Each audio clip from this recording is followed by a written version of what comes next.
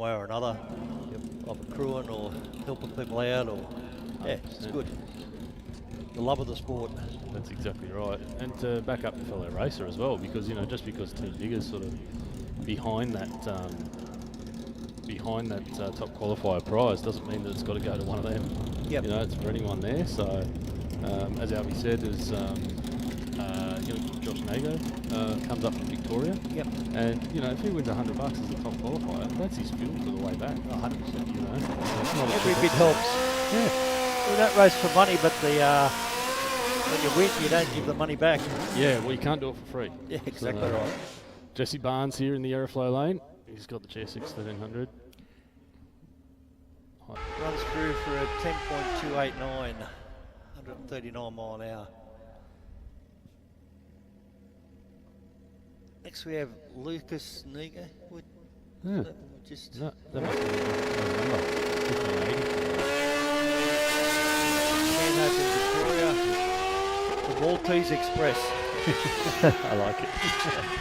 GSXR runs through for a 975, 141 mile an hour. Yeah, crazy stuff.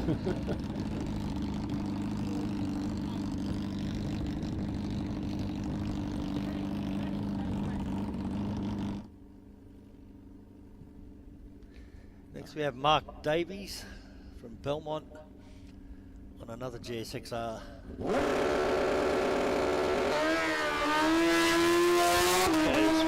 066 red.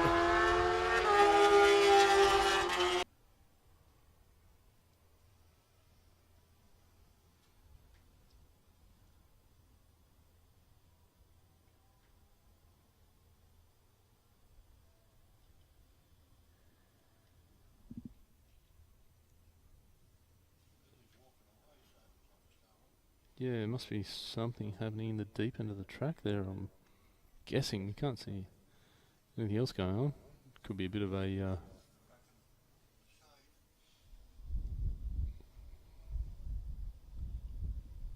don't know if we've got some kangaroos down the big end or what the concern is.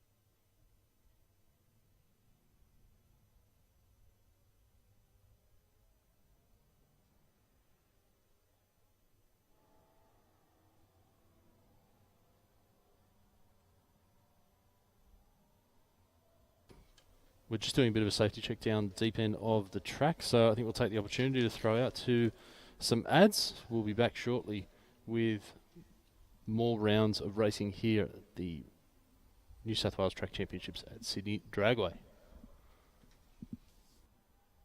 How would it be if we funded a pilot program for you to run that enabled you to bring some vision impaired kids onto the Saints Play program? Oh wow, that would mean the world. My reward is the smile on the kids' faces. And since you've given so much to others, we'd also like to do something for you personally. How would it feel if Pepper sent you, your partner, and your daughter Molly to the Gold Coast for a few days? Yeah, awesome. I don't know what to say. It amazes me. Thank you very much.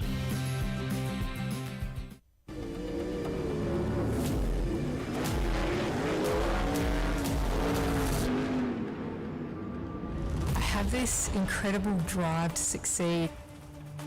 I've just got this ambition, I want to get on the podium. I think there's a lot of people that have an older mentality and don't think women belong in motorsport, and that's one thing I'd like to prove a lot of people wrong. It's you in the car and it's your ambition and your drive to win. As soon as that helmet goes on, that's it.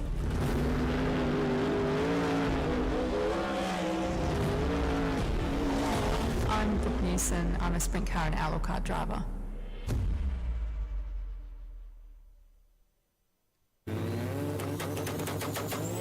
Boosted turbochargers from Aeroflow Performance are designed for the automotive enthusiast who wants optimal performance at a competitive price. We have a range of turbochargers in both ceramic ball bearing and 360-degree journal bearing options to suit your power goals from 200 up to 3,000 horsepower. To help turbocharge your vehicle, Aeroflow Performance also have a large range of turbocharger accessories. From steam pipe turbo manifolds, external wastegates and intake and exhaust solutions, you can have your car boosted in no time. For a full listing, check out aeroflowperformance.com. BikeReview.com.au is Australia's leading website for performance and modified motorcycles. BikeReview.com.au is the only motorcycle-focused website to feature motorcycle drag racing on a regular basis. And in the words of editor Jeff Ware, our involvement with Sydney Dragway is our way of putting back into one of our favourite sports.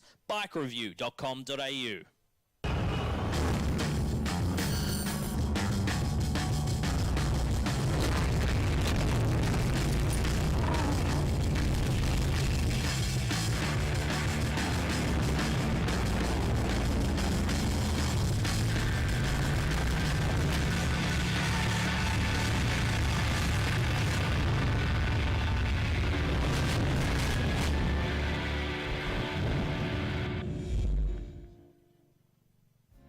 Stay informed, up to date and entertained thanks to the Western Weekender. The Western Weekender is Penrith's leading free and local newspaper, delivering the best content from on-the-ground journalists and providing businesses with direct access to potential customers. News, sport, entertainment, puzzles and so much more. The Western Weekender is the heartbeat of Penrith and it's out every Thursday. Get your free copy at selected locations in the area, home delivered, or check out westernweekender.com.au. Boosted turbochargers from Aeroflow Performance are designed for the automotive enthusiast who wants optimal performance at a competitive price. We have a range of turbochargers in both ceramic ball bearing and 360-degree journal bearing options to suit your power goals from 200 up to 3,000 horsepower. To help turbocharge your vehicle, Aeroflow Performance also have a large range of turbocharger accessories. From steam pipe turbo manifolds, external wastegates and intake and exhaust solutions, you can have your car boosted in no time. For a full listing, check out aeroflowperformance.com.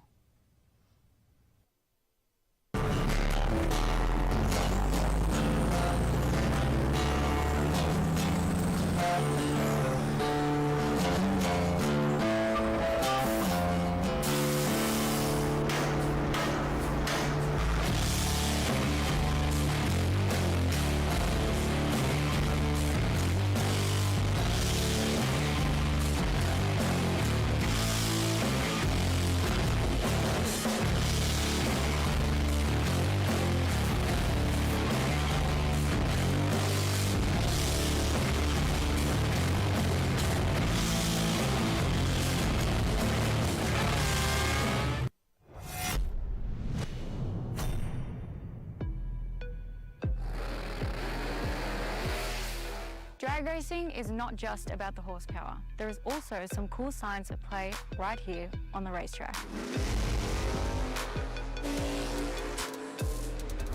These drag strips aren't just regular concrete. We treat it with a special kind of glue often referred to as traction compound. I usually twist my foot and it's all... This is designed to ramp up the traction of the track's surface.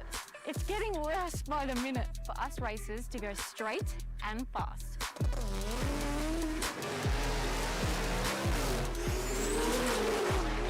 In drag racing, every millisecond counts.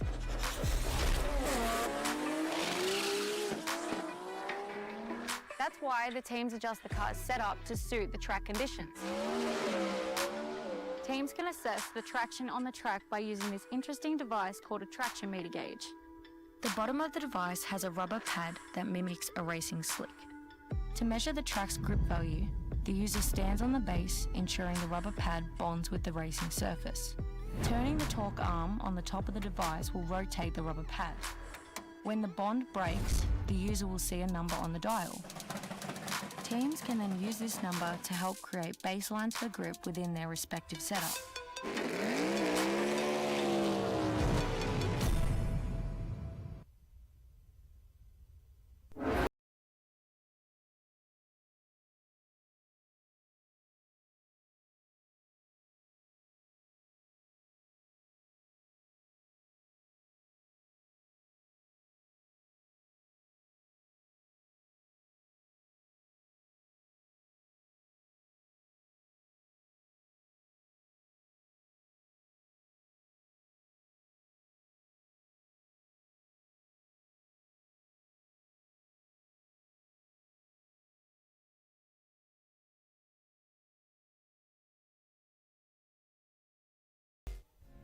Stay informed, up to date and entertained thanks to Para News. Para News is Parramatta and the Cumberland area's leading free and local newspaper, delivering the best content from on-the-ground journalists and providing businesses with direct access to potential customers. News, sport, entertainment, puzzles and so much more. Para News really is the heartbeat of Parramatta and Cumberland, and it's out every Tuesday. Get your free copy at selected locations in the area or check out paranews.com.au. I've chosen to use VP racing fuel since I was a teenager racing motocross, which was 21 years ago now. I just have a really personal trust with VP racing fuels. Running on the ragged edge of blowing up and not, a lot of it has to do with the race fuel, and that's what we rely on, VP racing fuels. VP has been making racing fuel for 43 years. They're the official fuel of multiple top series globally. No matter where we are in the world, no matter what fuel we need, it's always consistent, it's always perfect and exactly what we're expecting and our tuners expecting. They support myself, my Drift Alliance bros, and for that, I'm extremely thankful. Keep making amazing fuels, and we'll keep out there having fun.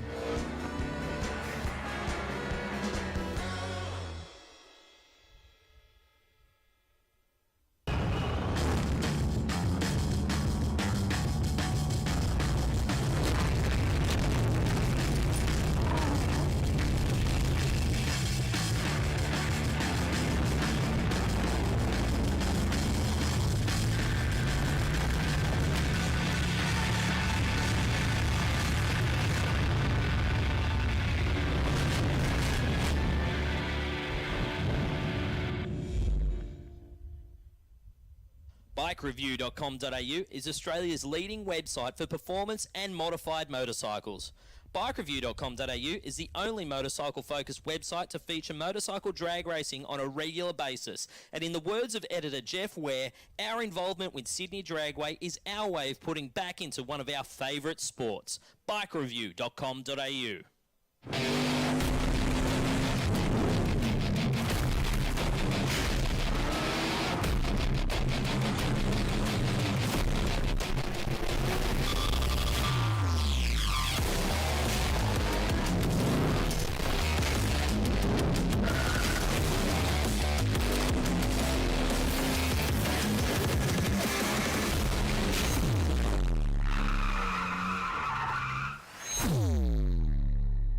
How would it be if we funded a pilot program for you to run that enabled you to bring some vision-impaired kids onto the Saints Play program? Oh wow, that would mean the world.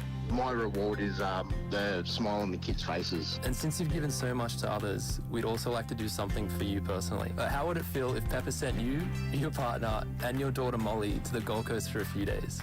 Yeah, awesome. I don't know what to say. It amazes me. Thank you very much.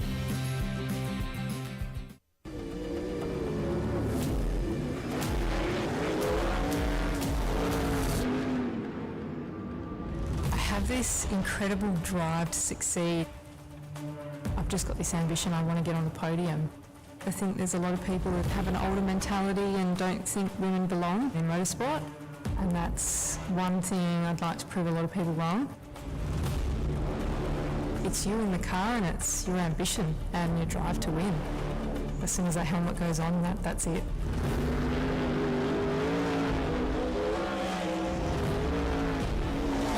I'm Brooke Newson. I'm a sprint car and outlaw kart driver.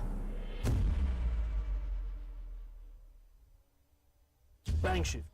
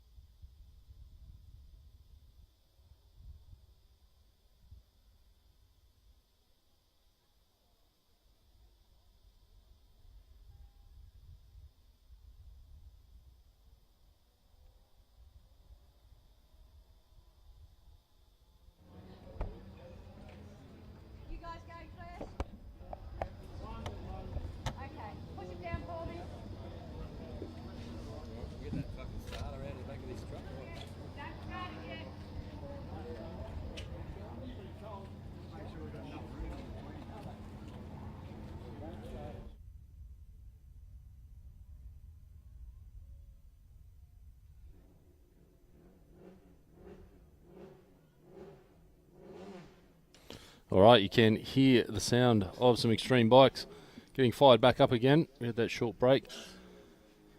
Get everyone back sorted again. Bit of rehydration for our awesome track crew. It's down there as well. Spend a lot of time out in that heat here in Western Sydney.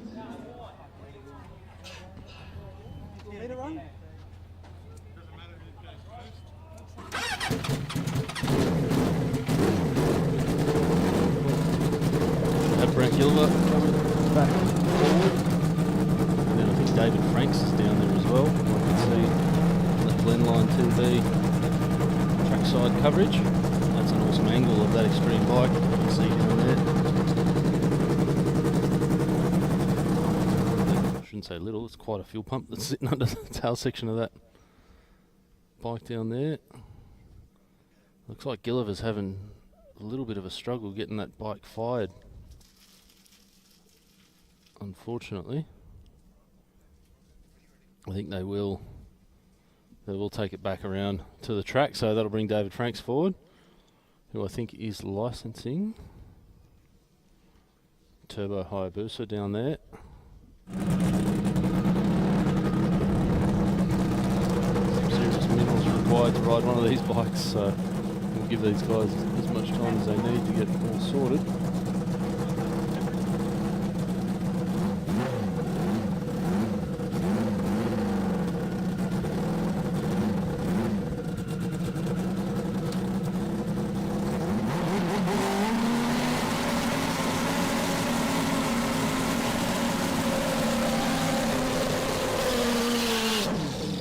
Burnout limiter on that bike. I'm quite surprised it doesn't actually stall out. So nice bit of tuning, I would say, involved there. Doesn't seem to struggle to turn the time.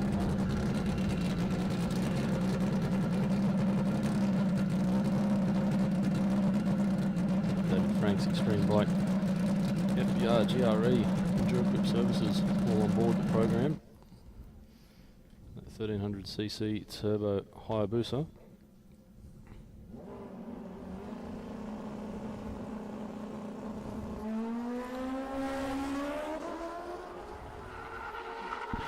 Just didn't want to grab a gear there as it went on down the track.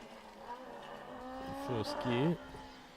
It's a new bike. Sorry, I shouldn't say it's not a licensing pass for David, but it is a new bike, so they're getting familiarised with that combination, which might take a couple of passes here and there, but nonetheless, they'll get around it.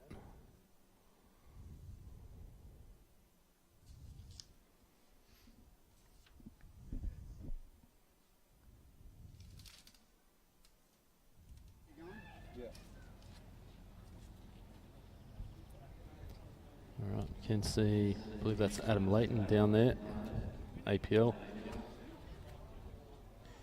It's a top bike, but running an extreme bike. Well, it is pretty extreme, isn't it? It's pretty extreme. It's certainly an extreme way of going about it.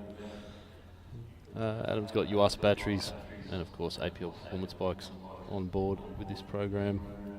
See some sponsorship from Gulf Western Oil there on the bike. Right, thanks, Roy.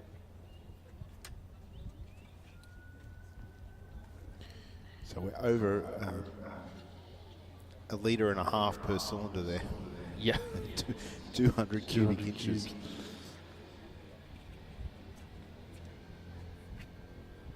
And it looks like the guys are a little bit intimidated by trying to start this thing for good reason.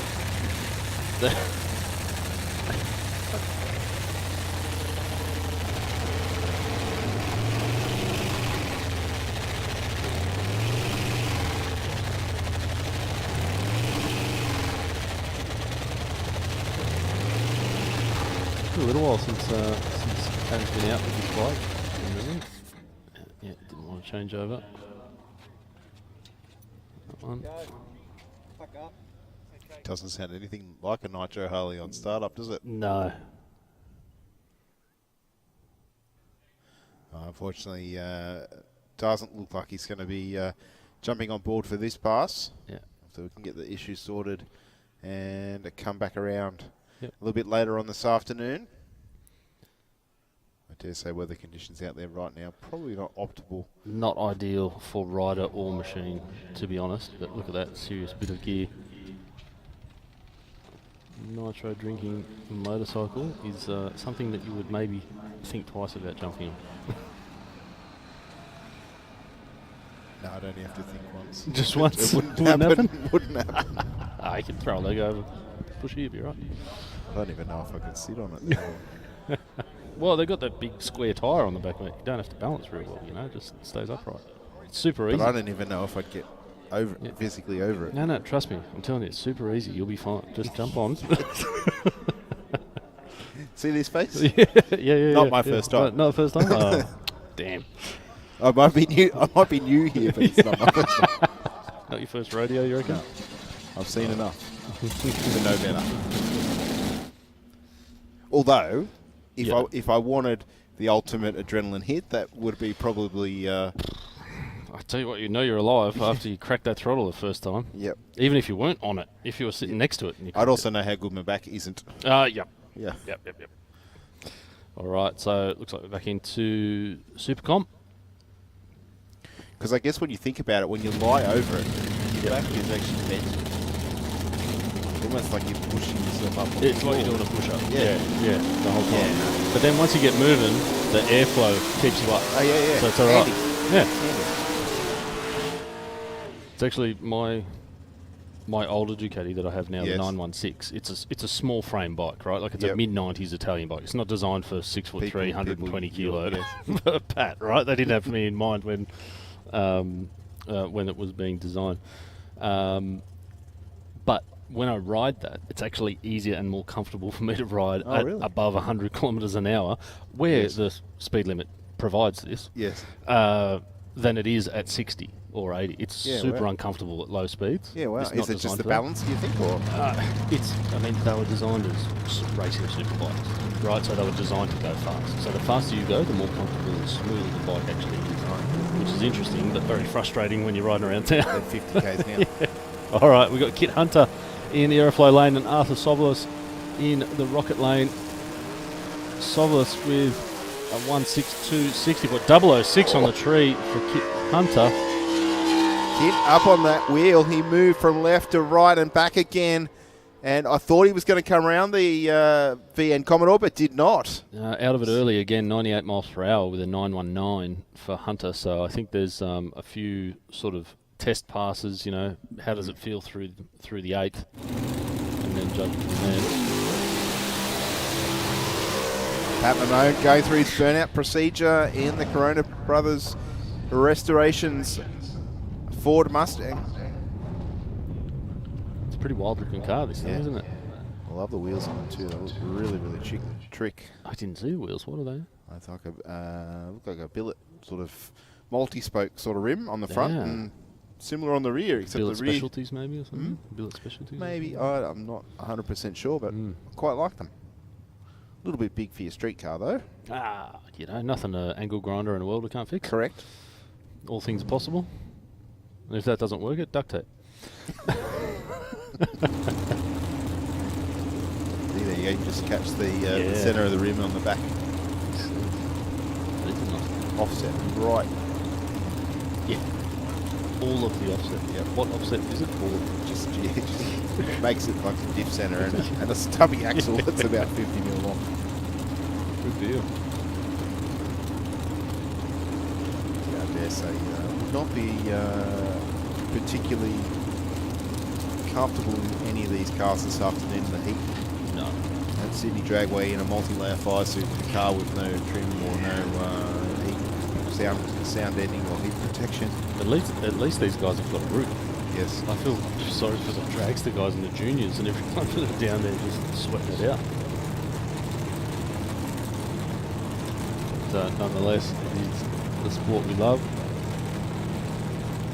Just on that, make sure your crew, your drivers, all well hydrated here this afternoon. Slip, stop, slap, as they say. Pete Mamone about to leave the start line, goes 286 on the tree. A nice launch for the car. 107 to the 60. Out the back door goes 757 with a 5. 180 mile an hour through the top end. Not a bad pass, Pat. Not a bad pass in at the heat all. of the day. Yeah. Bit hard off the line.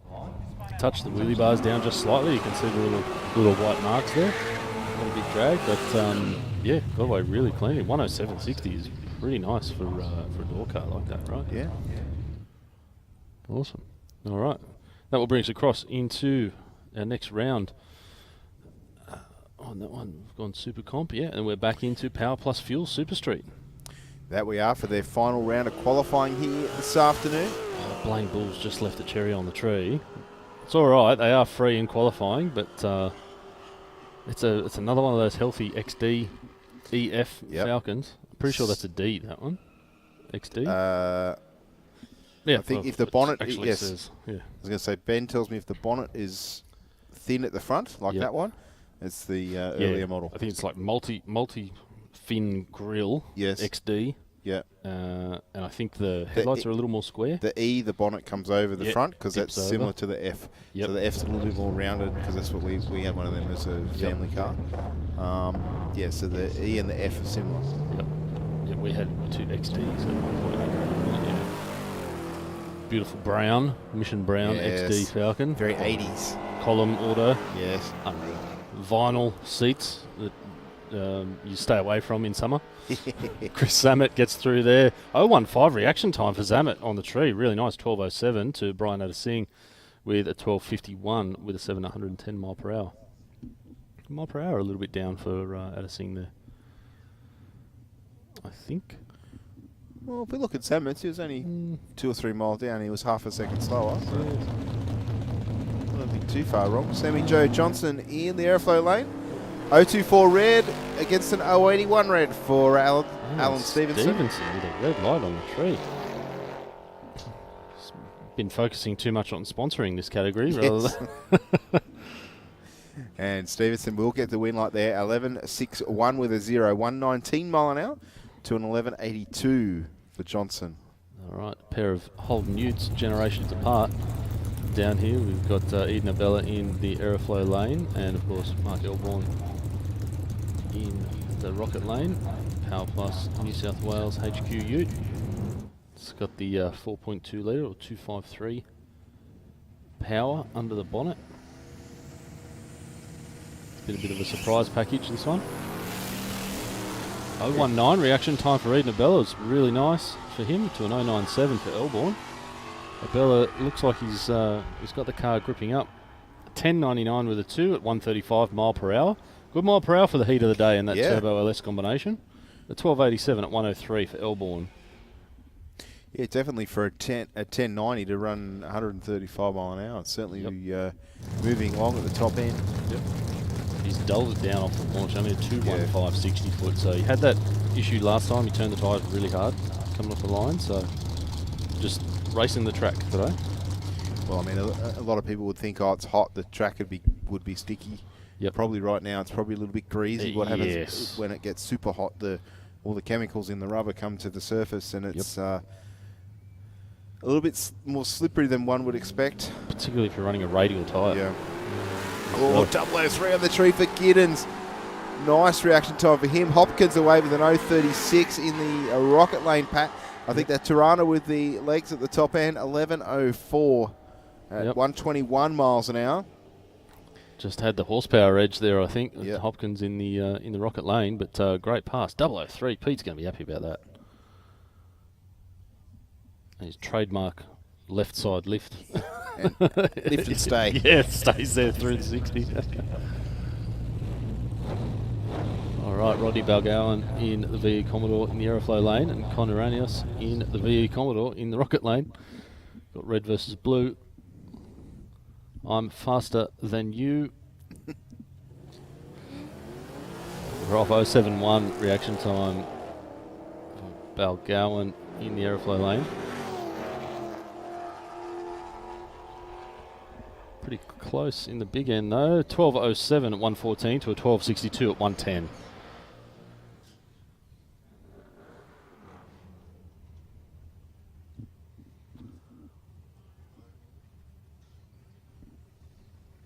Alright, so I can see Adam Bowers down there in the Rocket lane and Craig Warren in the Aeroflow lane.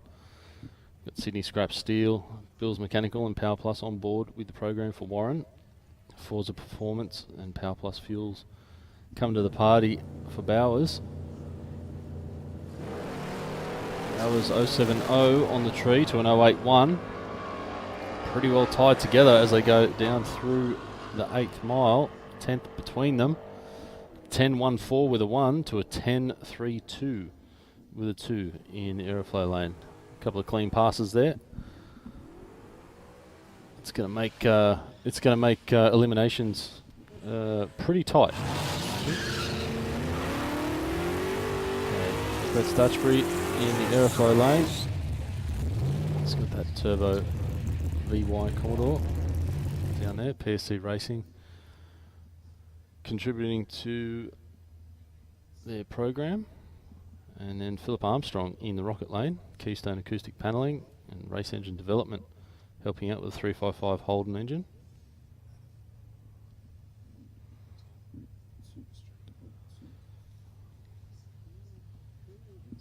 Power Plus Fuels Super Street continuing on here.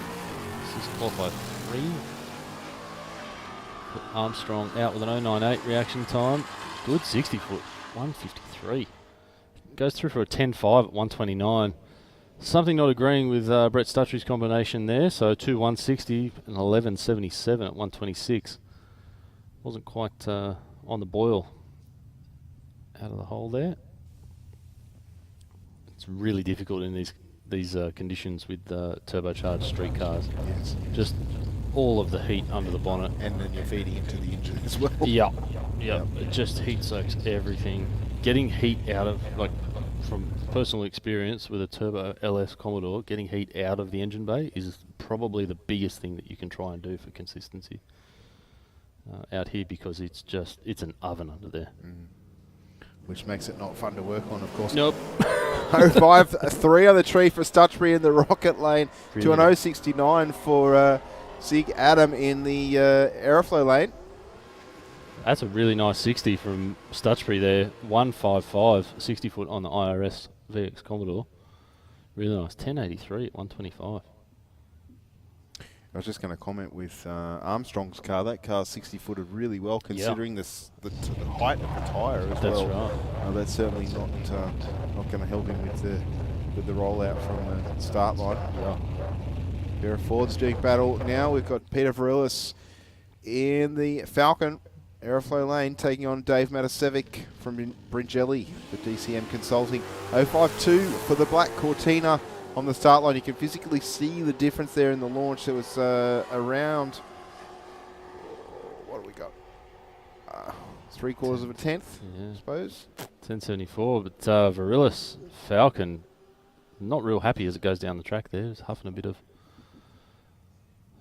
venting a little bit as it goes down. But just a quick walk out to check, make sure it wasn't really dropping anything, or it was just breathing a bit heavy.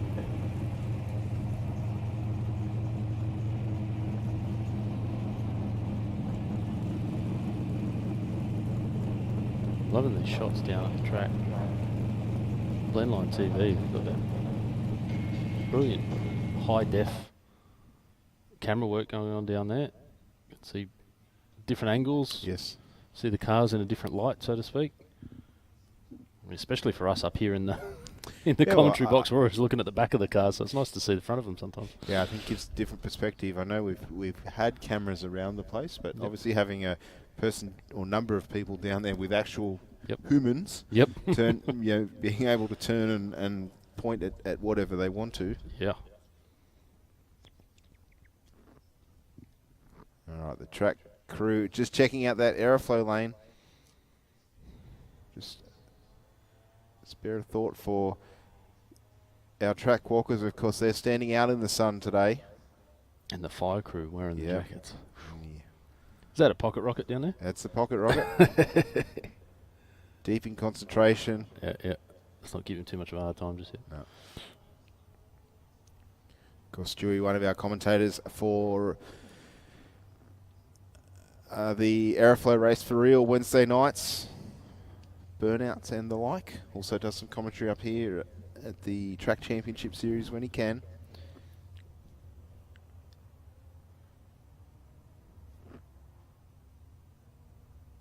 Very passionate about motorsport.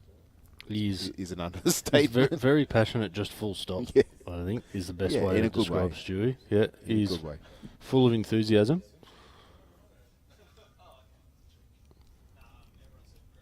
We were talking about cool looking wheels earlier. Yes. When JB jumped on the mic and I went and grabbed a coffee, I saw Bruce Ritchie's Bel Air down near the toilet block. Which is about to run, yeah. Yep, which is about to run, which is what reminded me. He's got a sweet set of Billet Specialties wheels on that thing. Yeah. I would run a set of Billet Specialties on my Anglia, but I can't get the sizes that I want because I need to be 60/40.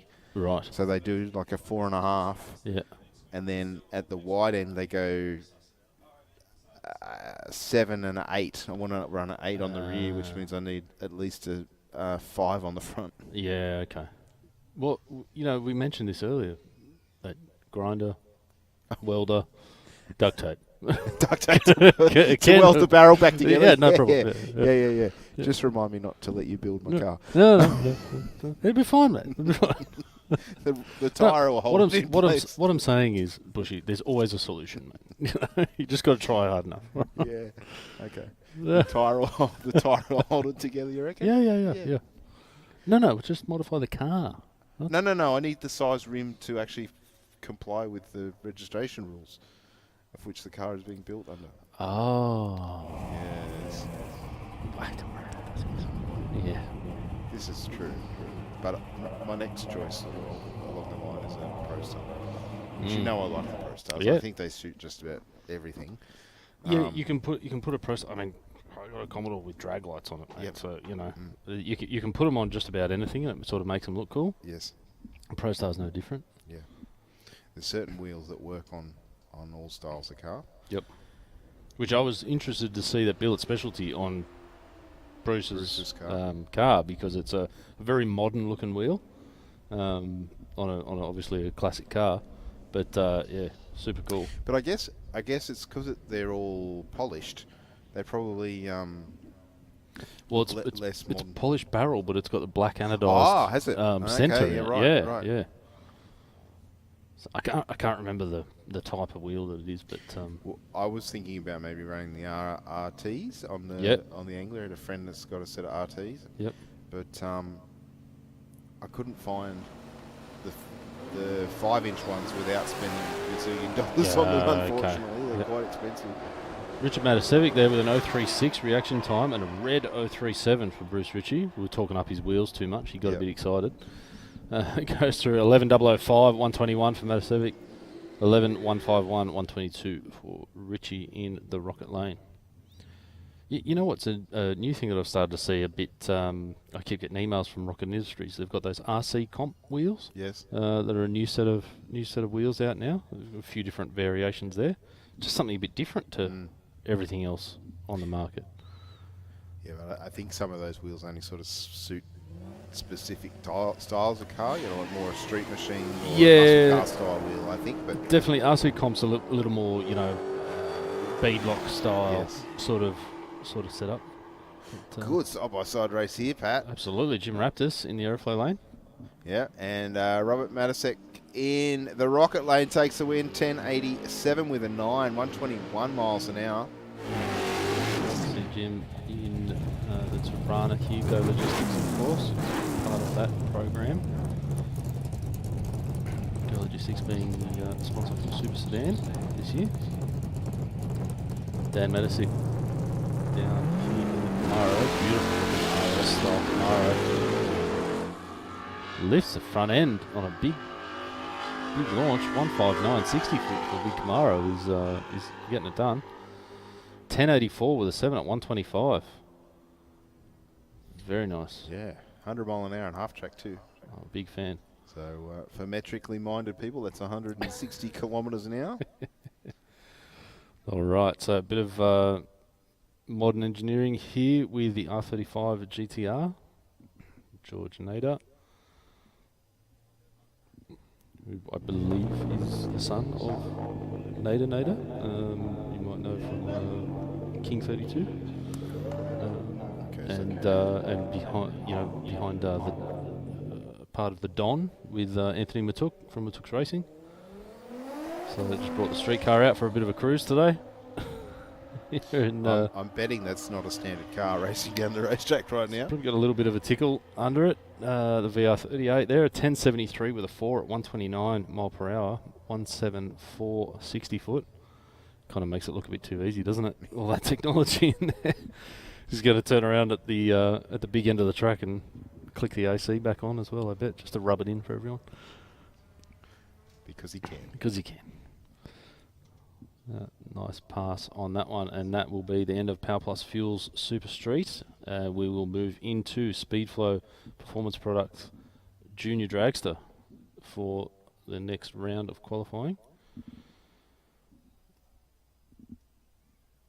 See the track safety measures being adjusted out there, and we might just quickly throw out to a couple of ads. We can see some of the junior dragsters down there in the tunnel cycling themselves up, getting ready for the next round. While we wait for the track to get all ready, we'll throw some ads, and we'll be right back here at round 1, Sydney Track Championships, Sydney Drag.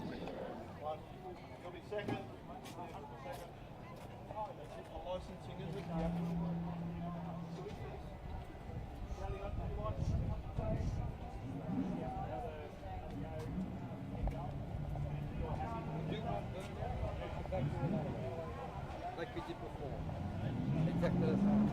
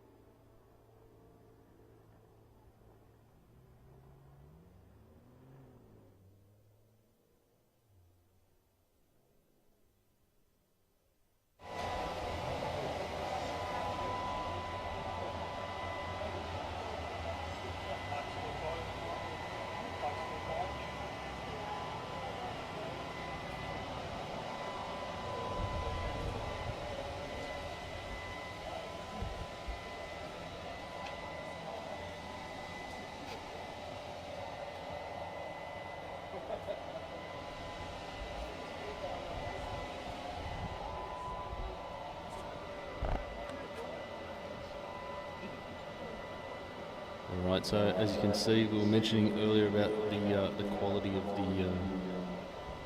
the presentation of some of these junior dragsters. We're just getting some really good vision up close, thanks to Blendline TV, of Piper Bennett's car down there, the Tequila Sunrise. I wonder if the Apache's going to get the same sort of treatment. Well, it'd have to, surely. I can't think Michael's going to leave it bare like that. It's not their style. How's the valve cap? Pineapple valve cap. That's unreal. You'll see that ring there built into the wheel, or as a mount behind the wheel, I should say, just to stop the staging beam going right the way through, because obviously the height of the rim is not high enough to break the beam, and of course that wouldn't work with staging the car. So the idea of that is it's a fixed thing that just sits behind. Yep. Pretty simple way of doing it, really. I think I also noticed a wheel speed sensor on the front of that thing. I don't know if that car's got headlights. Huh? There was some cars, some of the juniors have a little headlight down. And I thought I saw a wheel speed sensor. Yeah, I did. I saw the wire there.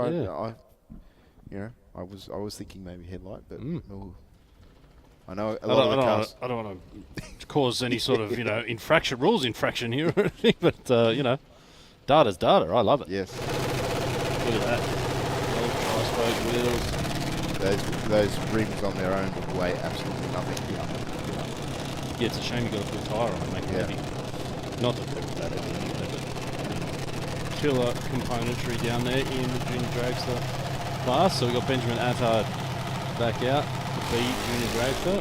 ITF higher, Pro Tilt towing and low fabrications on board. I mentioned it earlier. Today Benjamin has been licensing for the B category. Into A, I think B class and then licensing to A class. Great looking little combination that they've got down there, so he's been doing his job, getting in some licks today.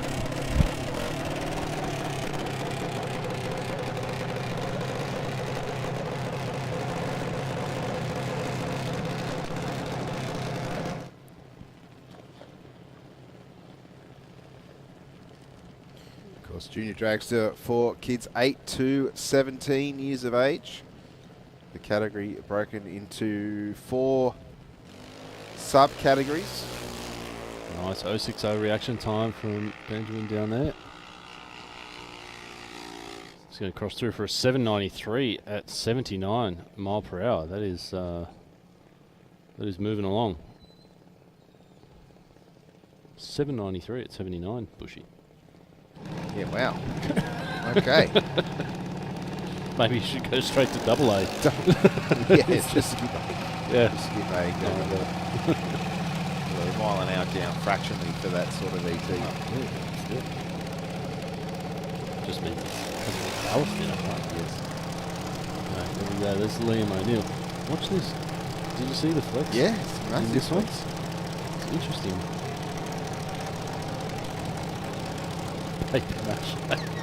I don't think he would have got through tech if he was paper mache.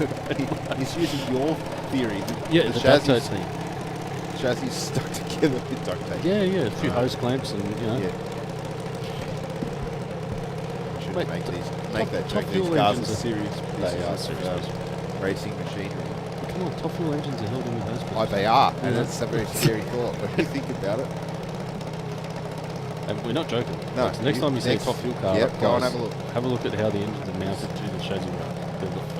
Four hose clamps per side, isn't there?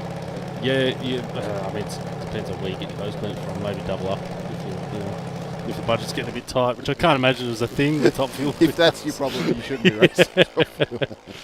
014, hey, everything counts. 014 red for Liam O'Neill, but he's going to cross through down there for an 868 with a 73 miles per hour. You can only eat so much baked beans, Pat. Yeah, that's right. It only saves so much money per week, right? Nitro racing ain't cheap, mate. Let me tell you. No, it's a good deal.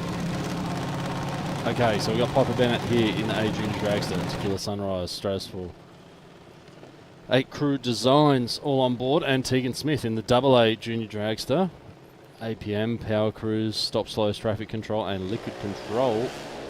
You might be right, Pat. I can't see any headlights on the front there. No, I'm certain I could see a... It looked like a Hall effect sensor. There was a wire there for sure. So it could just be a simple bit of data gathering.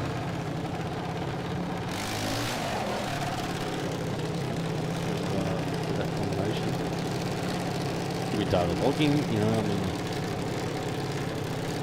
there's obviously no issue control in the category.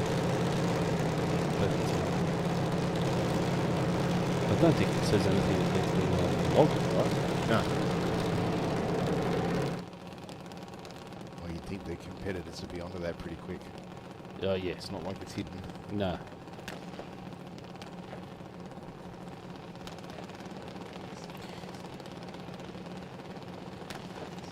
Bennett just about to be in full stage. The tree will count down their last shot at qualifying. 0 for a red for Smith in the rocket lane. Bennett 0.61 on the tree. She'll run on through for an 8.12 with a 9, 79 miles an hour to a 7.76 with a 2 at 83 mile an hour for Smith. 7.76. Really pushing into that AA class. I can't wait to see in competition where everyone, you know, really lets it fly. Yeah. I'm surprised actually that Piper Bennett hasn't stepped up into the AA category this year, because she's been knocking on the door of that limit for a junior dragster last year. I think though, Pat, I've been talking to a few of the junior racers, and a lot of them have said that pushing that extra tenth or whatever it might be, or 2/10 of a second, up to 4/10 of a second, pushes away the reliability of their particular car. So, although the engine's capable of pushing the car to that extra speed, the reliability of it drops away. Definitely. It's like you running 5-pounder boost to running 55-pounder boost. The car might do it, but it's not. No, it definitely. My car definitely won't run 55 pounds, but maybe once. Yeah, once. It'll be exciting. Short amount of time. It'll be an exciting once. But no, I know. I definitely from experience, I can tell you from how repeatable the car was sitting in the mid to high 10-second bracket. Yeah. To now, what's required to turn it around into the low to mid 9s. Yeah. Even that change has been huge. Yes. For me. So, yeah. Can't wait to come back out with that in a much lighter version than it was before. So that's the plan for the first half of this year, is get a whole bunch of weight out and take all the factory wiring and everything out of it, and just being a race car. Yeah, it's been choppy time the last couple of weekends at home in the garage. Sell it all. Yeah. A little bit of money back. I don't think there's much Every demand for counts, factories. Yeah, well, this is true. Yeah, that's what I tell my wife. Yeah, fair. Well, just out of that last run, Savannah Condello went 8.08 with a 5. She's run an 8.08 with a 7 previously as well. So Savannah putting together a string of very good passes will make the dial-in choice a little bit easier come first round, I dare say. Our next pair, Taylor Smith in the airflow lane, taking on Jacob Longo. An 0.89 light for Smith to an 0.24 for Longo in the rocket lane. Super impressive reaction time. Smith runs through for a 7.72 with a 9, 84.6 mile an hour to an 8.97 with a 1 at 71 mile an hour. Hopefully Taylor's crew can just get us squared up on the line a little bit. Yes. I noticed that time she was pointing towards the left wall in the aeroplane lane. And that's, in these cars, thousands count. Yes. And just that bit of steering correction is going to hurt the ET there. So definitely making good progress though. The other Condello, Zane, is down there now in the aeroflow lane. Fine Line Motorsports on board, and Chloe Roko in the mum and dad junior dragster in the rocket lane. She's jumped into the AA category class.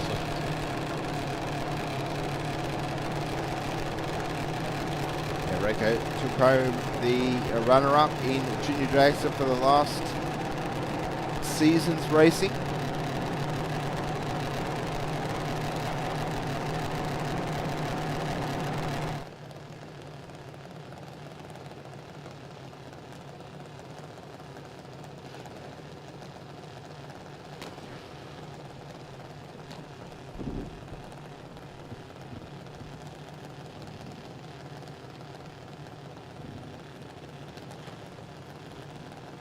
both races just edging towards full stage.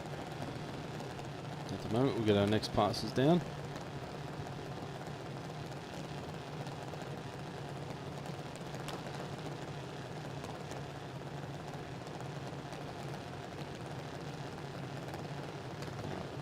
Both in full stage. 057 on the tree for Reiko. Got out first, 001 red for Condello. And a 768 with a 5, 84 mile an hour through the top end for Reiko there, to an 814 with a 5 at 80.9 mile an hour for Condello in the aeroflow lane. That 001 red's going to burn Zane a little bit, isn't it? But, you know, you're trying for it. All right, Jake McNamara in the aeroflow lane. See Brett White down there, Fine Line Motorsports. Doing a little tweak and driving into stage. We've got Charlotte Leafing, Speed Flow products down there. As we mentioned many times today, they are the cable sponsor.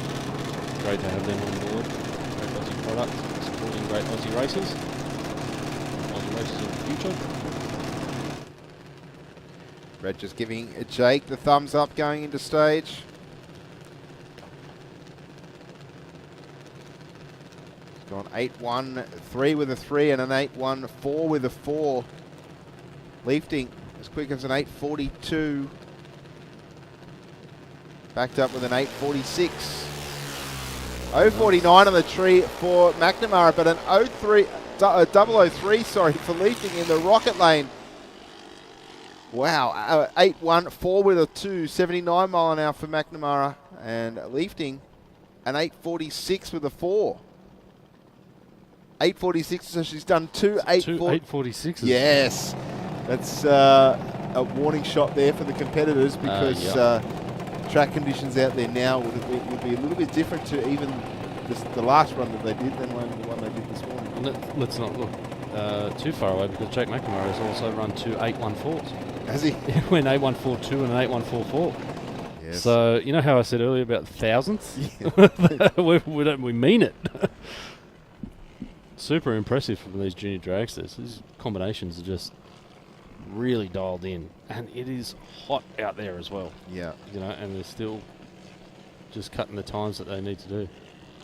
This is where you're grateful that the things run on methanol. Yeah, that's right. It's not melting down. Yeah, that's it. Jaden Bunisev in the North Rocks Auto Centre Junior Dragster in the aeroflow lane. Joshua Maggs, the Road Warrior Trailers, Speedflow Performance Products and Atlantic Oils on board in the Rocket lane. It's got a C Junior Dragster, Jaden in the aeroflow lane. And double A Junior in the Rocket lane with Maggs. So a bit of disparity with the times here. Good shot from the rear for Jaden's car. You can see those little parachutes Pat was talking about before. Love it. A bit of a red light, unfortunately, for Jaden there. But 161, Joshua Maggs at 171, 60 foot is not bad for a junior, I must say. 8106 at 80 miles per hour for Maggs. Maybe Jaden had a bit of an issue there, which led him to pop that red as the car stopped shy of the 60 foot. Great looking car though, isn't it, Jaden's car? It looks absolutely fantastic. The proportions, the paint scheme. The spokey wheels in the front, very cool. Yeah, not sure what's gone on there for Jaden and the crew. As I said before, these cars are usually very reliable and very consistent. Yeah. Yeah, and it certainly doesn't look like any expense spared on the combination there as well. Not that that's always a be-all and end-all, but, you know.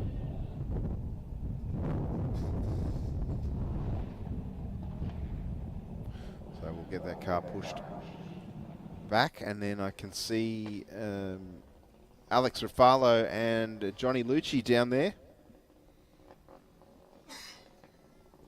All right, so another combination. They've got Alex in double A class, City Waterscapes on board. Now they had a bit of a hiccup.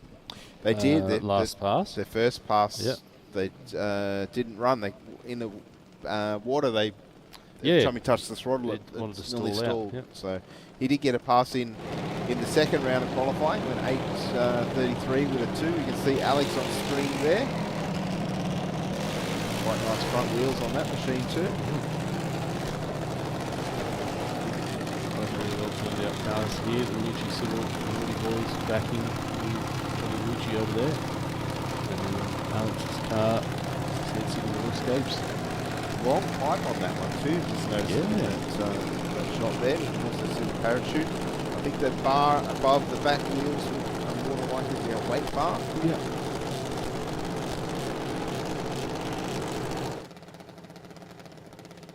Yeah, it's definitely a spicy little unit.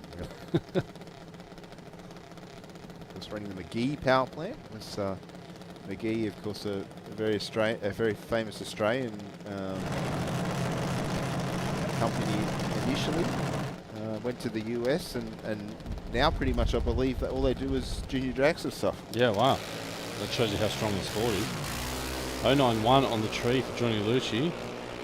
230 for Rafalo. Definitely see the difference in performance between the two classes there. 833 at 78 for Rafalo and 915 at 72 for Johnny Lucci. Still good mile per hour for Johnny Lucci there. Yeah, wow, for nearly a second slower. Yeah. He's only 3 miler. Oh, sorry, 6 miler. roughly 6. Yeah. So I was looking at a 5 more than 8. Okay. Got Emma Leafing down there in the rocket lane. And also Georgia Leafing, family affair on track. See that car on track actually running a muffler as well.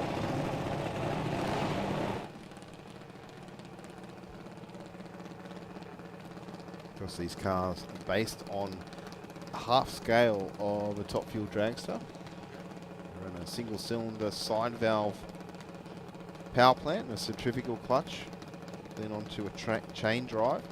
There's no gears as such, it's just 2 pedals, accelerator and brake. Belt drive. They're a belt drive as well. Is it? I'm sure I've seen a couple of the cars rolling out down in the pits. Oh. They've got a toothed belt. To the rear end. Yeah. Yeah, wow, okay. Yeah. I had not noticed that. Yeah. Leaving the start line with an 014 pat. 014. My goodness. I said at the start of the day I thought McNamara's 005 was pretty good and put him in front for a bit, but we've seen 2 or 3 better than that so far. Certainly. Okay, Riley Ito, Murphy Finance Solutions on board. 88 Junior Dragster, Aeroflow Lane. We've got Savannah Lucci, C Junior Dragster.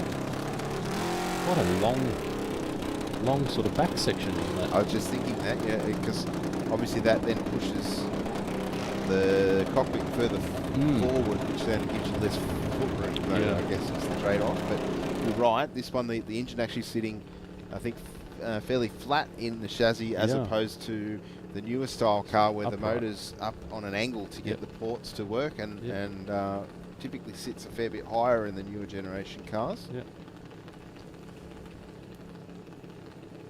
I mean, we're still class limited here, being a C Junior Dragster, so you don't really need to chase every last horsepower out of that combination because you just can't use it anyway. 004 red for Riley Ito and 060 reaction time for Savannah Lucci, which is really good for her, so great to see. Ito 787 with a 981 mile per hour to a 1230 with an 8. See the Lucci crew there on the live stream, well represented. We've all got the Dad's Burnout car on the back there. It's a cool look. I'll tell you what, Dom's not shy on a pit crew. He's got plenty of helpers down there for him. Well, the kids' friends, I guess. It's good to see. Many hands make light work. Correct.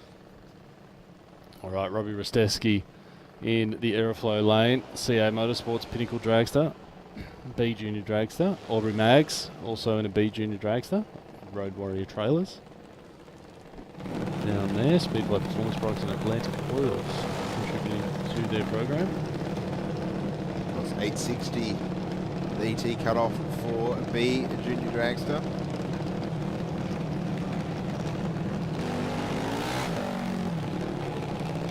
Quite a tall wing on Rustesti's car. Double element? It's like a double element wing. It's got a real big top-end bush. Yeah.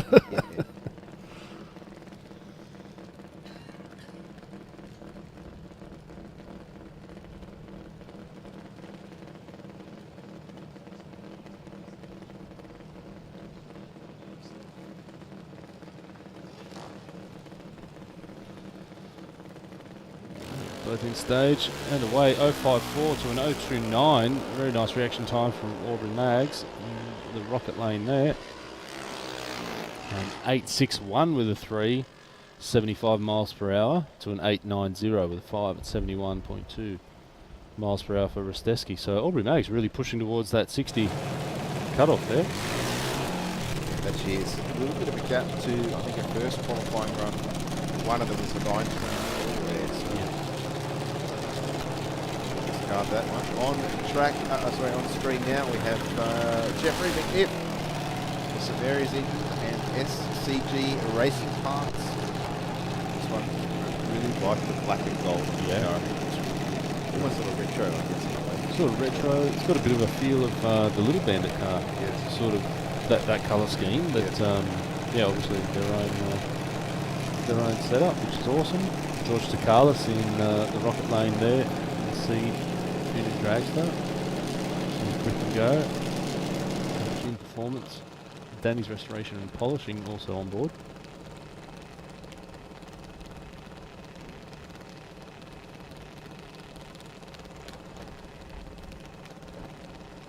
McNiff looking for a 768 or somewhere close to that. 169, 60 foot is going to get him on the way.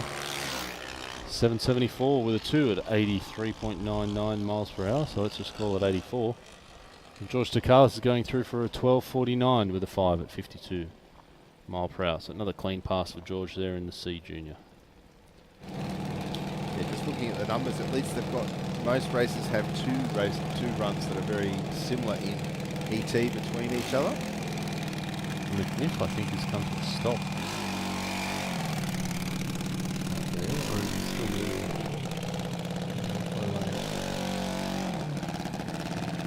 No, yep. Waiting for the rocket lane to turn into the gap in the wall first there, Pat, I think. Very good. So thinking about it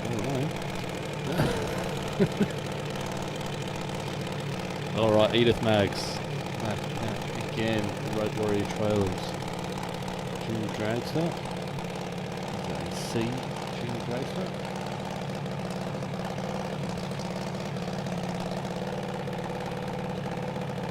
I might have said it was 2 Maggs before. It's actually 3. 3. They're multiplying as we go through the day, is that right? Yeah, I'm sorry about that, Maggs' family. I've not recalled all of your children. 12.35 with a 7 for Edith Maggs. 53 miles per hour. Nice clean pass. And that's basically what we're looking for in C Junior Dragsters, right? Yes. Just go out there, get your start line procedure squared away, get some laps under your belt. And, well, I mean, all of the Maggs children have laps 2 or 3 of the best teachers that you could possibly have. Their father did very well in multiple categories, also ran junior drags, so their uncle did the same. And their grandfather, probably one of the toughest dial your own races that the country has ever had. So, definitely any questions. They've got a lot to live up to, by the sense of things. It's a blessing or a curse. No, I'm sure the kids will do fine. They're obviously seeming to do great so far out there in the junior categories. Alrighty, Thomas Dawson on track now for Northwest Parts and Performance. Armadale Windscreens and Mace Family Customs also on board with this little junior. And a good trip down here. from Meninga.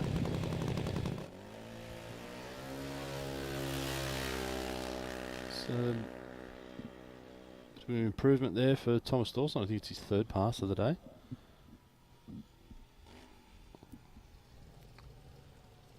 Getting quicker with each one. 12.07 on a shut-off. He's looking for a 12.0. Wow. Wow. Yeah, I wasn't expecting that, to be honest. Only 35 mile an hour. I think at 12.0, most of these cars usually run about 50 to 55 or thereabouts. Yeah. So I think Edith Maddox was 12.30 at 54. Yeah. So certainly pretty hot short track tune up in that C Junior Dragster for Thomas there. Good on him. All right. We've got, I think I can see one more. We've got Alexis Attard. Oh, yeah, and then I think that's Ben Attard coming around again. After this, so a couple more licensing passes. And then we'll move into Speed Flow drag bike, junior drag bike.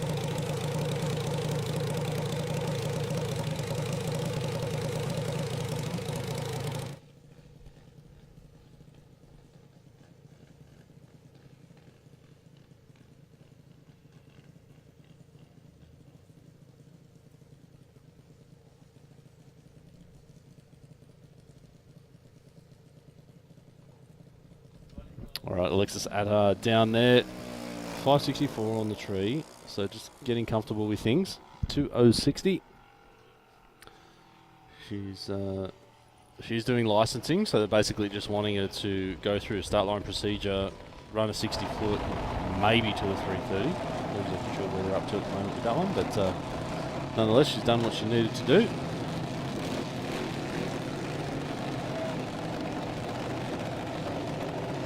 Next, Attard to the line is going to be Benjamin. You've broken your hat. Sorry about that, mate. No, you're not. Yeah, I'm very proud of it, actually. Just making some comments on there about ex-US presidents and how they might relate to technical difficulties. You can use your imagination if you... Join the dots. Yeah. Join the dots. Benjamin Attard back out here again. He is B licensing for A. Judging by his last pass, he should be going straight to double A. I think around 790. 793. But he's run an 8025, an 8022, and then a 793. Yeah. Pretty sure. We're pretty happy with that. Pretty sure everyone's pretty happy with that one. Yeah. Good crew behind him down there.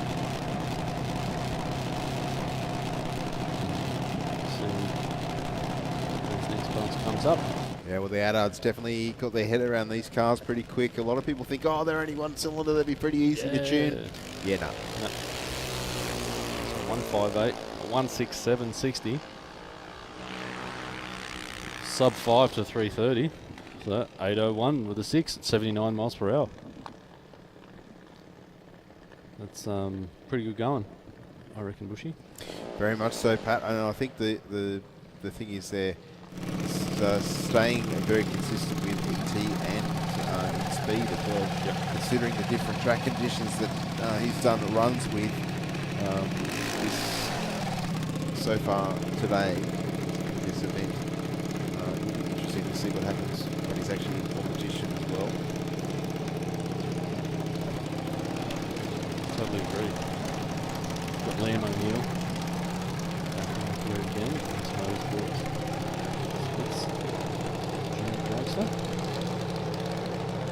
Media Solutions, so support behind this combo.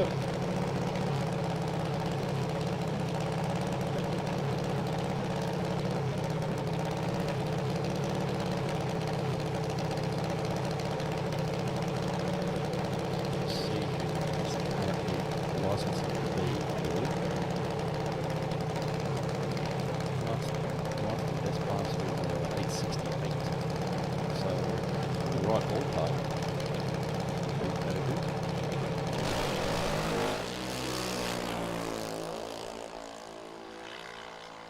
Sounded like it bogged a little bit on the hit there. Yep, a bit of a hiccup. No, still an 870 at 73 miles per hour, so didn't hurt it too much. Which mirrors that pass that you mentioned before. Yep. All right. Moving into the two-wheel version of a junior competition, of course, a junior drag bike. You see on screen there, Anastasia Lucky to the burnout procedure, and inside we'll see Lincoln Delios down there in the aeroflow lane. And also supported by Speedflow Performance Products. Down here in junior drag bike. Lincoln was second in the category for the 2024 championship. He's had a bit of a hair trigger on the light today. Cherry in there. Still chasing it though, 0.31 reaction time, so good to see it green. Anastasia Lucky getting out. A nice pass there, 2.264. She's crossing for a 9.78 at 71 miles per hour. Lincoln Delios 12.28 with a 5 at 52 miles per hour there. So good to get a clean run on the board for Lincoln.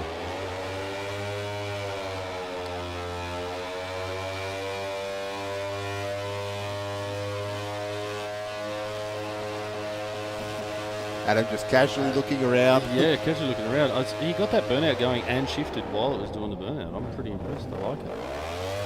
He's had a lot of inspiration from Josh Burtonshaw, I think, burnout-wise.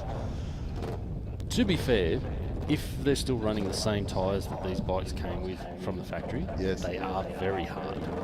Like the 300s and all that sort of thing, they've got a real, like a long lifespan.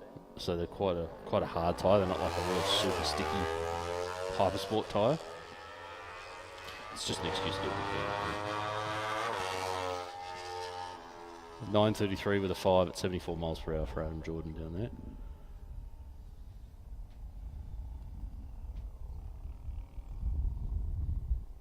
So there's a good 2/10 there over his best run from this morning. Yep. He's done that in the heat of the day. Big improvement. Must be limiter action. Freed everything up. Yep. Alright, so that brings an end to Speedflow Junior Drag Bike. The junior categories have finished, so we'll just make the change to the track safety measures. Get it back into quarter mile racing. Check it out, Phantom logos. Not many people these days remember the Phantom. No, yeah, that generation. The generations you and I have had. I'd like to say I was even on the back end of that generation, to be honest. Cool, great tribute there, Sam Fennick, forever in our hearts and minds here at the drag strip. There's a detail there in the graphics. Close up, of course. Cool artwork. Yeah. Jason had this car a little while now. His previous ride was a Ford Pilot with flat nitrous fed 347 in it, I think it was. And now he stepped up to the big Telstar with the 427, also nitrous fed. I like it.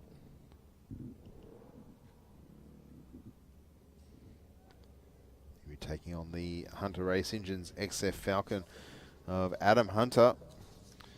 Back out in Go Logistics Super Sedan. So the best way of getting a package from one side of Sydney to the other is throwing it on board with Go Logistics.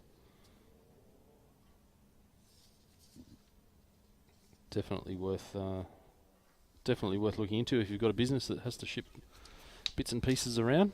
If you're looking for a reliable and efficient courier company, Go Logistics are definitely the ones to talk to. If you don't believe me, just watch the bosses race. You'll know that they're fast.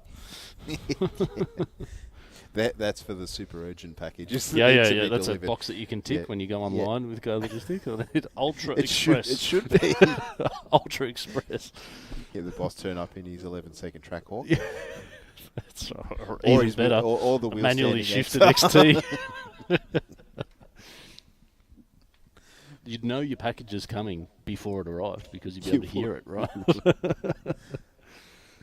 Yeah, it just depends whether you want screeching tyres or the whine of a supercharger. Yeah, either or. Both works. Bit of a wave from the Blendline TV crew down there.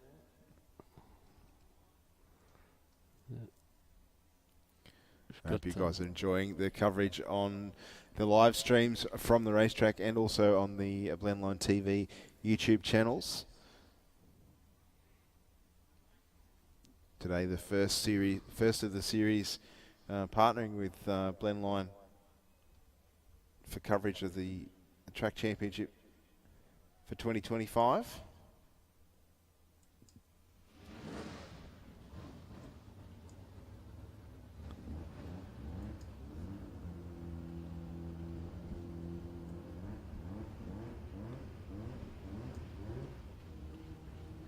Because if you're lucky enough to have a TV in your trailer down in the pits and you wanted to keep your eye on racing, because you and I both know that when you're racing, you don't see nothing at all. I made the mistake once of going upstairs to watch the racing. I was here for a Kenda event. I was super excited by that, and I went, I'd better get back down because I'm sure my group's coming up next. Third last call. Yeah. Racer, blah, blah, blah. Please get. I'm like, I probably drove a bit too fast in the staging lanes, to be honest, to get back around there. And then I think I broke a drive shaft anyway, so just really tough. Really, just to finish your afternoon off. Just like, mate, come on, what are you doing? Focus. Yeah. No more watching. Racing is for racing. All right, Adam Hunter here in the Aeroflow lane. Go Logistics Super Sedan. Got the Hunter race engines, Falcon. Jason Field in the Telstar. Nice reaction time from Hunter, 019. But, Field is going to have the horsepower.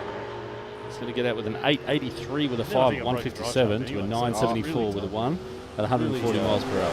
Just, mate, come on. What are you doing? Still can't believe I'm saying a Telstar has run 883, 157 miles per hour. Didn't put that on the bingo sheet. No, they didn't. I mean, we've had a couple of big Telstars over the years. There was a gentleman in Canberra back when I used to race there. He had a Telstar. Yeah. The later model that was around. Yeah. He was the Wild Bunch, I think, back in the day. Wild Bunch, okay. Yeah, so it had a supercharged power plant, And looks like we've got a rotary on Tirana. Crime are about to unfold. Emma Addard in the Tirana, taking on Daniel Ruggier in the RX3. Ruggier away with an 016 light. The Tirana will get there first, goes an 894 with a 238 miles an hour. And an 894 with a 2 miles an hour.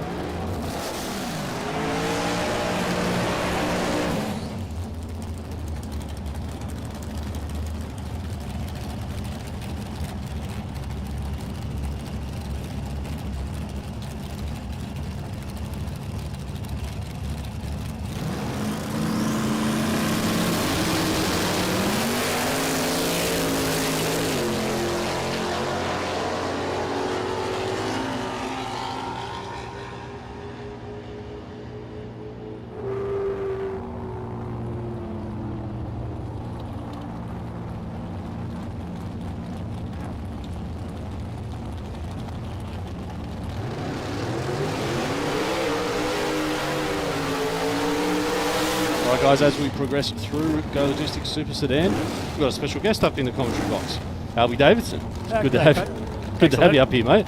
It's really interesting to hear how you're contributing to Mod Bike this season. So by not taking part in it directly yourself, but tell us what you've decided to do this year and how that's going to help out the rest of the crew. Well, because we like mod bikes so much, as you just questioned on that I'm not racing this year, I've decided to do a trophy for top qualifier and $100 prize money. So it works well for the boys and the girls. It just gets them to get that little bit more excitement at the start line. Puts a bit more on for the crowd. Bit of an edge. Yeah, a bit more of an edge, because when you get top qualifier, if you've got even amount of races, all you get is late books. Yep. And then you're like, oh, nothing needs to go. But by doing this, if you get top qualifier, you get the trophy, $100 prize money, and hopefully you get a buy run, and it just makes it even better. Yeah, that's right. You know, a little bit of skin in the game, but also, you know, it gets people up on the seat a little bit. They might be a little bit keen, you know, to get that to cut that light. Yeah, most definitely. You know, which is awesome. And as we were talking earlier, you're saying that, you know, okay, look, $100 isn't mega money these days, but it is still considerable when you're talking about people that are travelling, that are coming to the track. You gave me a great example. Yeah, Lucas, he comes all the way from Victoria, so he comes up last year, he didn't get his win around here, because he was doing the Sportsman series and but prior to that, he was coming up every single meeting from Victoria. It's $100 each way in his fuel, so that $100 will pay his fuel going back home tonight. Yep, and that's a good chunk out of your weekly pay packet, right? Like, it really doesn't matter who you are. Yeah, if you're just giving away $100, single income. And 100%. I'm not, you know, as many people might joke about it, I still haven't seen anyone actually burn a $100 bill. But even though we're close to doing it with drag racing, still the actual every time you get on those rear tyres, it's $400, so that's $20 a go. Yep. That's it. So yeah, to get 100, mate, I think it's a great thing that you've done. It's awesome. It's great to see having races backs, and really just, you know, making a little contribution. So you're obviously you're super passionate about it. You know, I mean, your whole crew, Team Digger, you know, plenty of veterans involved there. Tell us a little bit about that. How that came about. Well, basically, I'm ex-army engineer, so you know, I was combat engineer. I never saw active service, so I didn't get. I wasn't overseas. I was just based here, and that was it. Sure. So I don't really see myself as a true veteran. Sure. I did play check day for the country, but it never got cashed in. But then you got blokes like Michael, who went to Afghanistan, so he's really put his life on the line. And so he's part of Team Digger. You've got Gareth Wilcox. He's ex-fiery, ex-correctional services, so he hasn't, but he's got family that is all ex-military as well. So my son's he might be going through the army yet. He doesn't quite know what he wants to do, but I know you're into drag race, that's for sure. Yeah, 100%. Well, he's sitting here in his suit.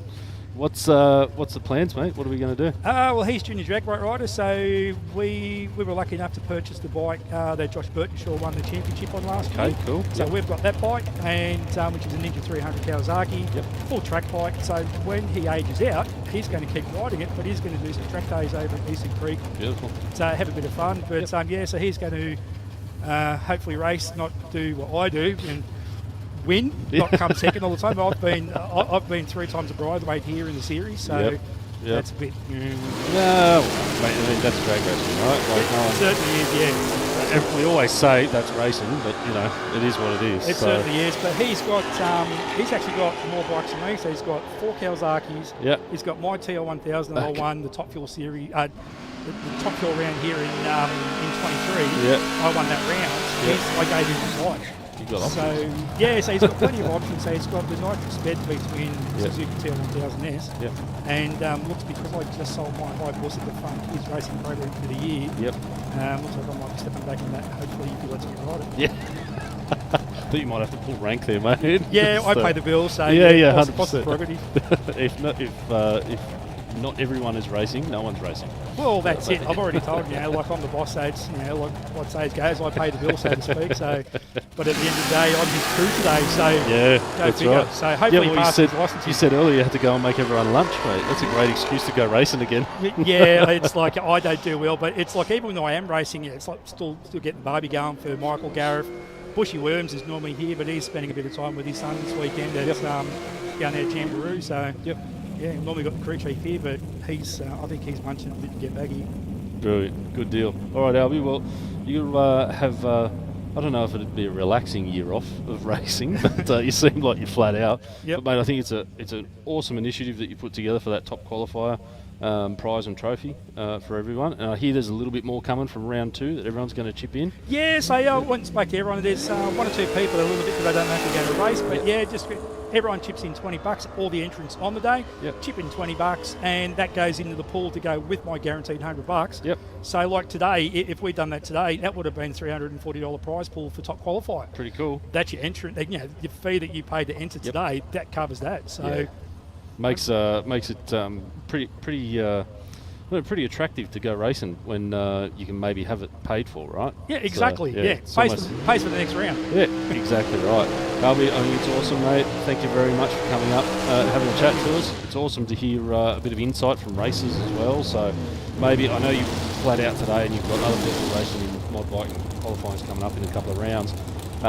But maybe when you've got the time in the future, we'd love to have you back up here. Yep. When maybe there's some mod bike racing coming on, we might get you to give your opinion of what's going on in mod bike. As I said, I ride a bike on the street, but I'm not a bike racer. So to have a bit more, That's insight. No. Come down here on a Wednesday night. Come down here Friday night bike night. It's like which I need to do. I made that bad choice of deciding to have a drag car and then have a bike as well, and I put all the money in the car. I'm building a BMW E46 Yeah, LS nice. roll cage, so I can build climbing drag race it. Yep. Doing it all. I'll get you to have a chat to my wife. You know, she's sort of like in charge of the budget. So Yeah, I'm divorced. yeah, that's a good deal. Maybe don't talk to my wife. Okay. She's not going to hear this issue. Yeah, probably. Yeah. He's a good fella. Thanks, mate. I'll contribute to that $100. But thank you again for coming up here. Awesome that Team Digger is involved in the sport. Awesome that you're backing your own guys and everyone else in the category. Can't wait to see the young fella back out here, get his licence and running. And yeah, we might get you back up here on the mic again in the future if you don't mind. Yeah. Might be able to keep me alone. Awesome. Thanks, All mate. right, thanks for that, mate. Really appreciate it.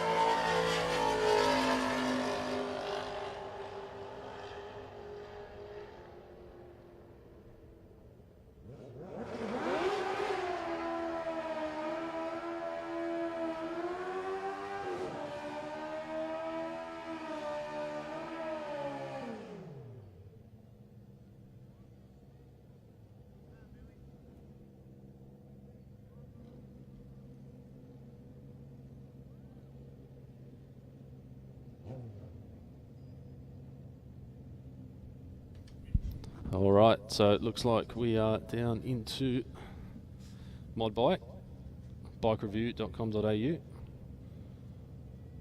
On board there, we've got Josh Burtonshaw down here on his new mod bike. He's come up from junior drag bike. As we were just talking to Albie Davidson there, his son is now on Josh's old bike. Josh certainly got a little bit of a learning curve with this new bike. Clutch release and bite point, how much RPM he needs on board to get it away. So he's definitely been learning that through the qualifying rounds today, and a little bit of frustration limiter, I reckon, at the back end of that pass. So good to see. Okay, Next pairing. It's a Team Digger affair. Down here, Gareth Wilcox in the Aeroflow lane, ZX14R. Great bike. Michael Riches on the Suzuki Hayabusa. Step it up. I've decided to hang around to see who's going to have that training too.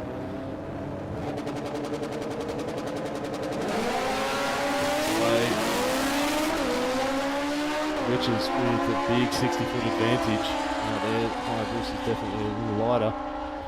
Crosses for an 8.98 with a 1 at 146 mile per hour, so he's out of the gas early there.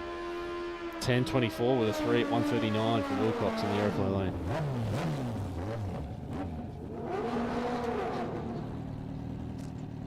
Alright, next pairing we've got Jimmy Jock Stewart, Hunter Moto Rutherford on board with his Kawasaki program, and then Alicia Harrison back out again with Southern Engine Reconditioning GSX 1100.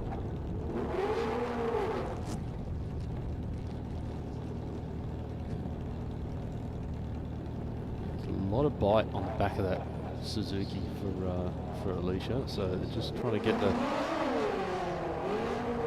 positioning right.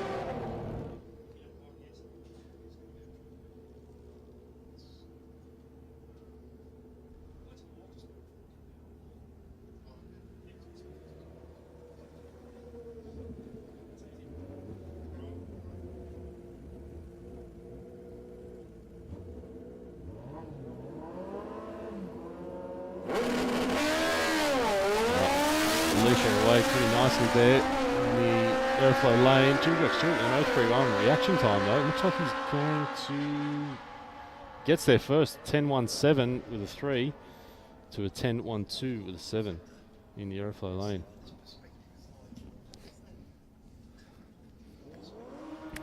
Next pairing up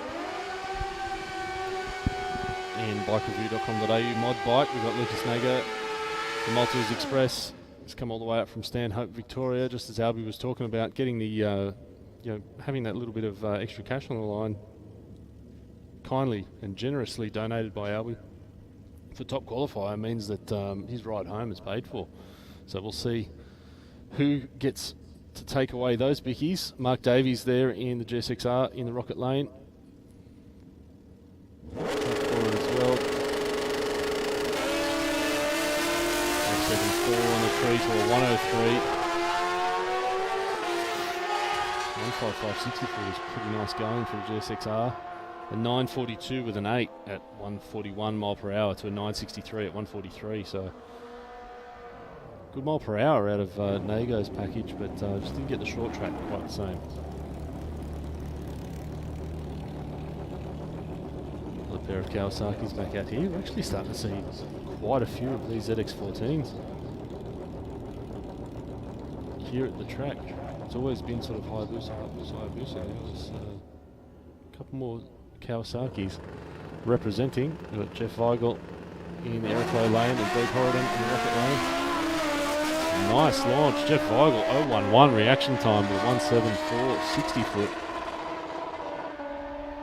And one of the bikes not wanting to shift there, I dare say, Horridon. It sounded like Horridon's bike, Pat. It sounded like it had a couple of goes at the throttle on the hip as well. Yep. Something not too happy there, but 9.97 at 142 for Weigel, 10.16 at 136 Horridon. On track now we have Robert Simmons down there in the Aeroflow lane. Monica Reed Carpentry at Penrith on the Hayabusa, taking on Sean Ricketts for Heavy Duty Magazine on board the Kawasaki.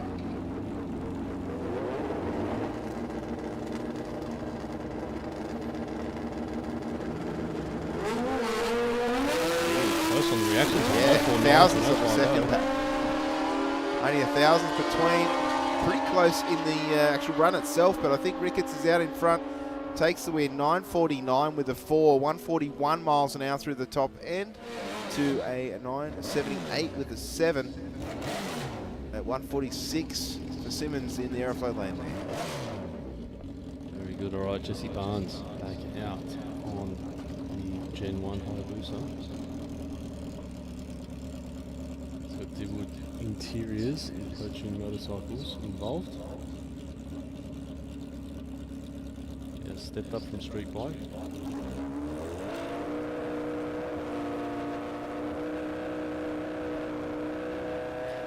Down as low as possible on that fuel tank. Got a feeling, sorry, 095, as you were going to say, red on the tree there for Jesse. But I have a feeling, I'd like to talk to him a bit later on maybe. I've got a feeling he's got a bit of apprehension about how hard he can leave the line on that Hayabusa. You know, big CCs compared to what he was riding before.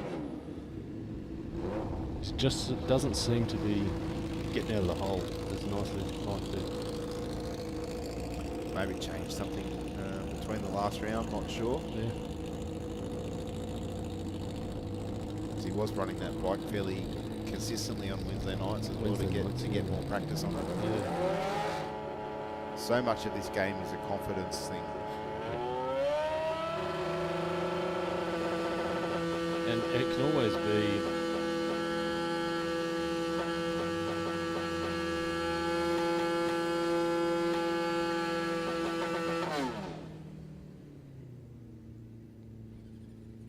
something come up at the big end of the track maybe by the looks of things. We're being held back there.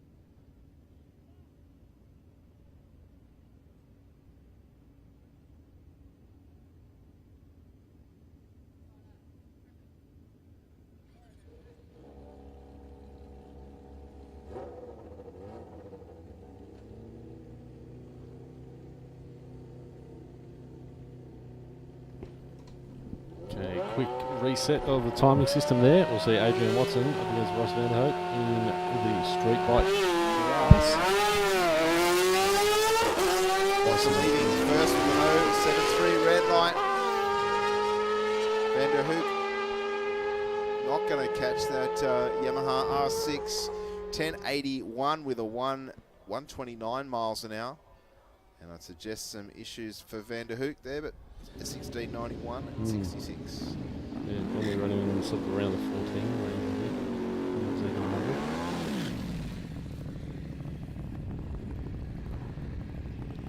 Damn, that's a big tyre on that Ducati. It's big old 240 on that one.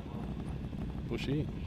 I think it looks bigger because there's no bodywork hanging over it either. Yeah, like it's a short, you see short all of tail. it. And it's a single-sided swing arm as well, so you've only got the swing arm on the left side of the bike.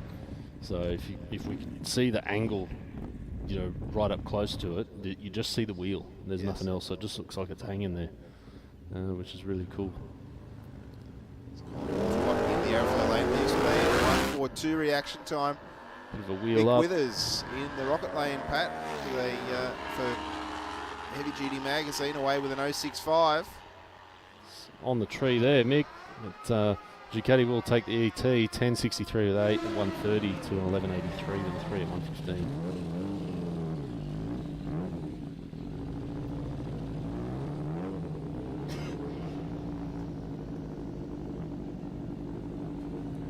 Next up we have Robert Gill on the Kawasaki ZZR 1100, taking on Andrew Riches over there in the rocket lane.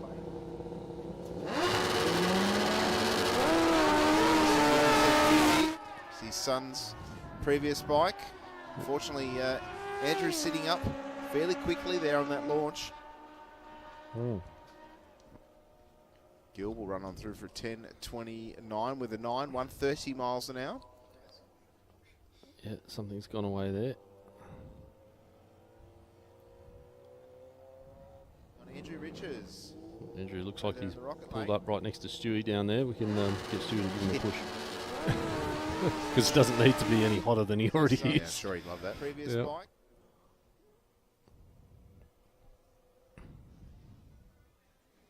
We'll get the recovery quad down there to give Andrew a bit of a hand.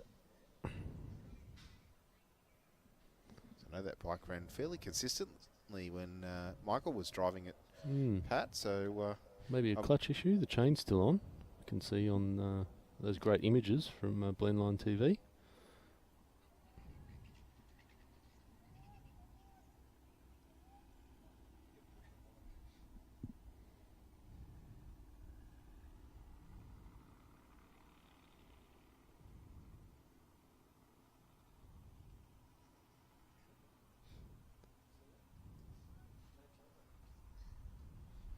There we go. We can see little roller, the aluminium there, just rolling around a shaft, pushing onto the wheel. Makes Nice it quite and easy, a lot easier than connecting a tow rope. And Yeah, it's not great to tow a bike from the front end. Doesn't usually work out too well. And that's a lot easier than sticking your foot out the side of the quad and pushing the swing arm or one of the foot pegs, like we normally do to shove a bike down the road.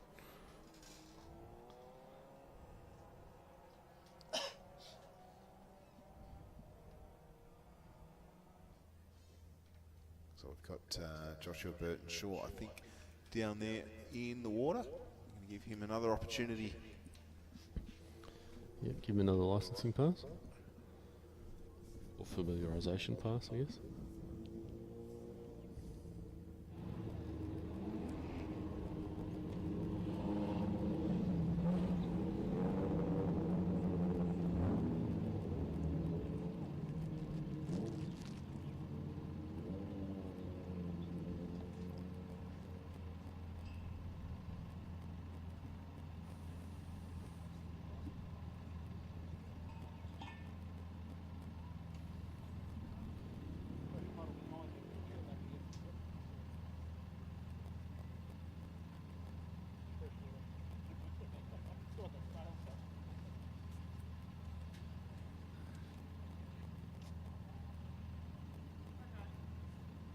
Looks like everything's in place. Josh will get his bike fired up and just another one of those classic burnouts. He's looking for a full power pass this time around. Launch as well as he would have liked in that last run, and I think didn't shift properly either. So, of course, a new ride for the team and Josh himself. It's just the sound of this bike would be something to get your head around. After you've ridden like a 300 for a while, they don't rev that high. This has probably got 3, 4, maybe plus 1,000 RPM on the old bike. So just listening to it and knowing, you know, where you need to be is something to get used to. We let the clutch out there on the two-step, and it's still bogged. Yeah. Quite severely, but Josh showing that he's got the bike under control. 11.56 with a 7, 133 miles an hour. Was the ET hurt there from the stumble on the start line? But at least he made it down the track under power. All right, and with that, I think I might hand back over to JB. Get him on for a bit more commentary. We have Guy Greenland and Pietro Tallarico doing battle for their last qualifying run. Tallarico in the purple Holden Ute in the rocket lane. We'll get there first at 14.84 with a 0.94 miles an hour. Of course, we are in Street Fighter. Guy Greenland running a 16.32 there at 86 mile an hour.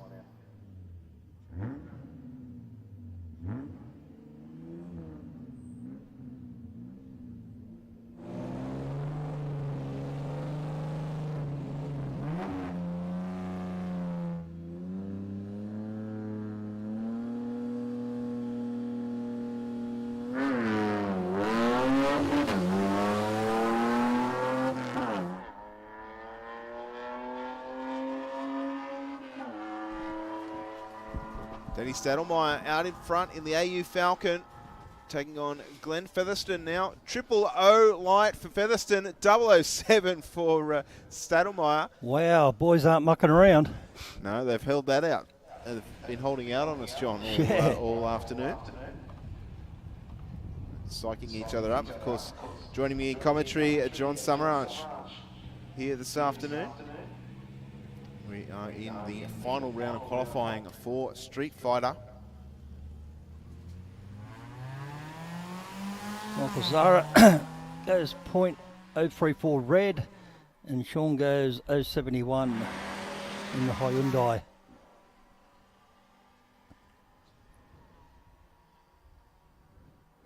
Michael runs it through for a 15.95, and Sean with a 16.62.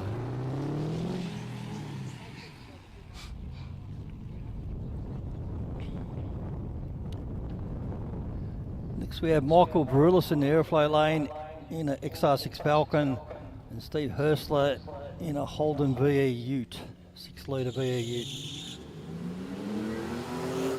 Nicholas with a 159 light, and Steve with a 186 light.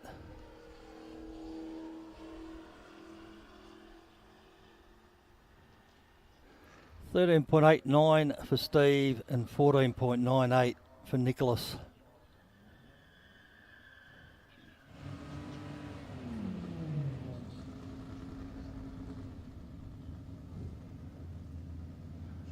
Nicholas's brother Christopher in the airflow lane in another Falcon against Jaden Melhen in a Fiat Abarth.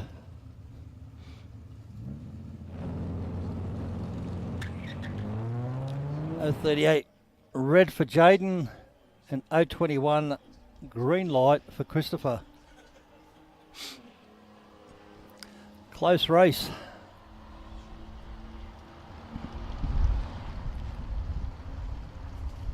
Only a 10th difference across the finish line there, John.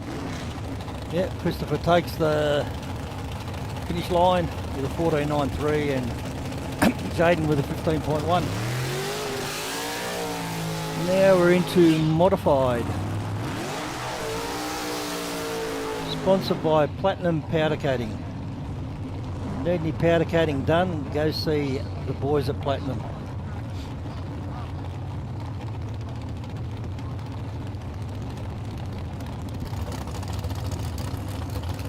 We got Lee Harder Law in the Roadster, Ford powered in the airflow lane, and Jess Turner in the small block Chev Dragster in the Rocket lane. Jess has got a father Paul out there in front of the car, and Lee's got his brother Dale out there in front of the car. Two very, very tough races on the start Very tough line races. Right now.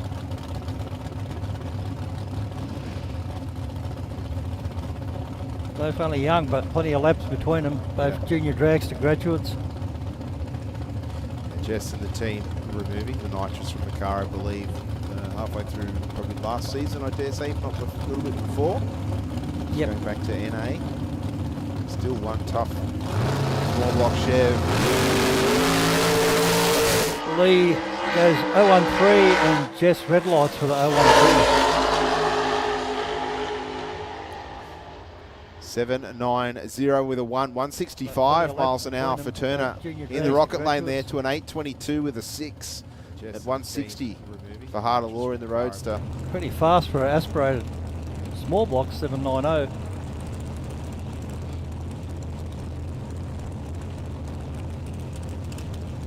We've got George Buck in the airflow lane and Peter Brown in the rocket lane. Front engine dragster versus rear engine dragster. Yeah, well, Pukareshlev making his crew guy run from the 330 foot mark back. LS in George's car, 365 cube and a 540 cube, 540 cube big block Chev for Brownie.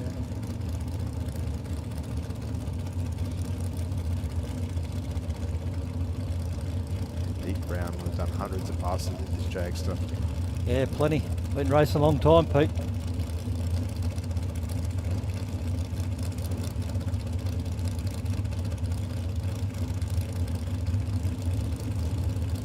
Waiting on the front engine car to bring that second white light on.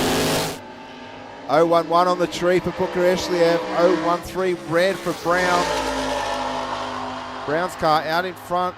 769 with a 176 miles an hour.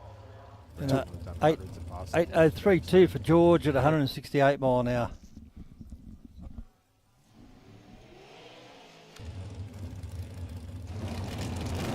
Next we have Chelsea Smith in the airflow lane and Craig Davies in the rocket lane. Craig is your current modified track champion. It's battling it out with George Booker Eshliev. Winner on the screen. Chelsea sponsored by Slow Traffic Control and Power Cruise.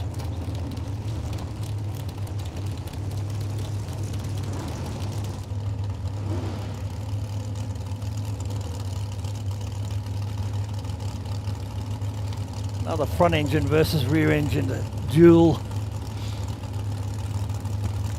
My heart lies with the front engine stuff. Mine too, John, but I can certainly see. Can't be biased, yep. I can certainly see the advantages of the rear engine dragster as well. 012 for Craig and 024 for Chelsea. Both hard ass on the tree. 771 with a 5 for Smith, 176 miles an hour, and an 830 with a 6. At 158 for Davies in the rocket lane there. And Gary Durrington from Hobartville. I wonder if that's near Hobart. No, it's near Richmond actually. Out near Richmond. You're a Richmond boy, aren't you? Windsor. Windsor. So next suburb over pretty much. Yep. And Adriana Cartledge all the way up from Kilmore in Victoria. Sure, Cartledge's car went 7.0 earlier today. Yeah, nice. If memory serves me correctly. In this crappy air, that's pretty decent. Very humid today. Yeah, don't.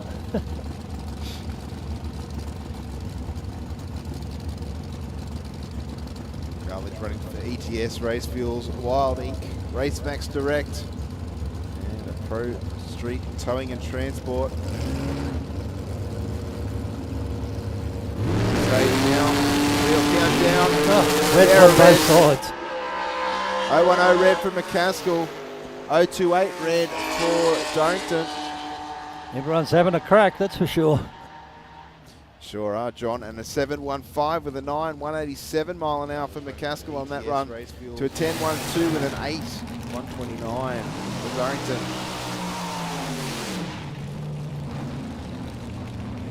One of my favourite modified cars. Completing the burnout there in the rocket lane, that is Brooke Rapazada with BP Fuels. And in the other lanes, Harrison Fletcher up from Victoria for this meeting in the 27 Roadster. Chev Prouty 3-powered.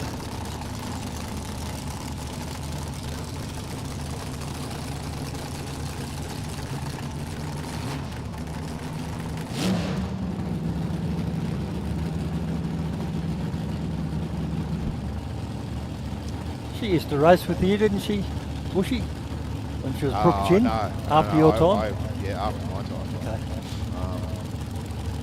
I think she was racing when I started here at the Dragways commentator. So. Yep.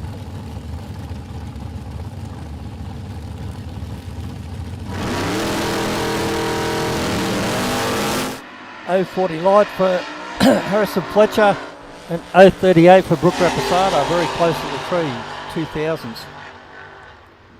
Absolutely nothing in it on the start line. 827 with a 6, 164 for Rapazada through the finish line to a 9005 at 145 for Fletcher. Yeah, Daniel McCaskill in the airflow lane and Dan Wrightmaster in the rocket lane. Holden powered 204 to the T bucket. 555 Chev for the rear engine dragster. I think Lightmaster's car is turbocharged. Oh, okay. Turbo or nitrous? Double B. I think it's turbo. Okay.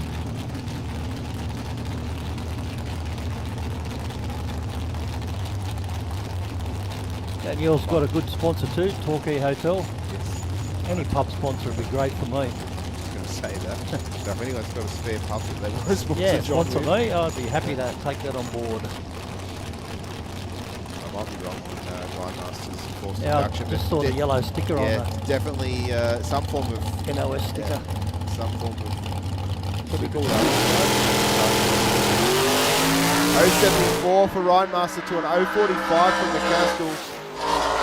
Dragster doing a stick straight down the centre of the airflow lane. 742 with a 7, 180 mile an hour through the top end. A little bit of smoke for Rhinemaster right on the finish line. He ran through for a 10.77 with a 6 at 124. Boys are out there having a look at that. Our track walkers. There's a bit of blue smoke too, I think. Yeah. Yeah, it wasn't that oil smoke, was it?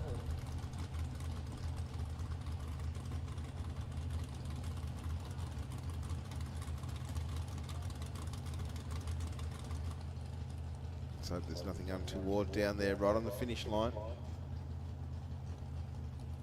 Of course, that's where all of the mechanical componentry is at its limits, I guess you could say. Let's see, that half-track track walker looks familiar. Yeah, that he does. Who is that man? It's Stuart the Pocket Rocket, mate. Stuart the Pocket Rocket. Man of many talents. Many talents. Track walker, announcer. Do you know he works at West Leagues Club? I know he works at a club. Magpie-based club, Yes. yeah. And he's wearing a St George hat today. Yeah, what's wrong with him? Needs to take that off, that St George hat. Put a Magpie hat on, Stewie. Next we have Mark Bull in the Spitzer Dragster small block Chev 388 Cube. And Paul Lynette in the T-Bucket Altered with a 434 Chev.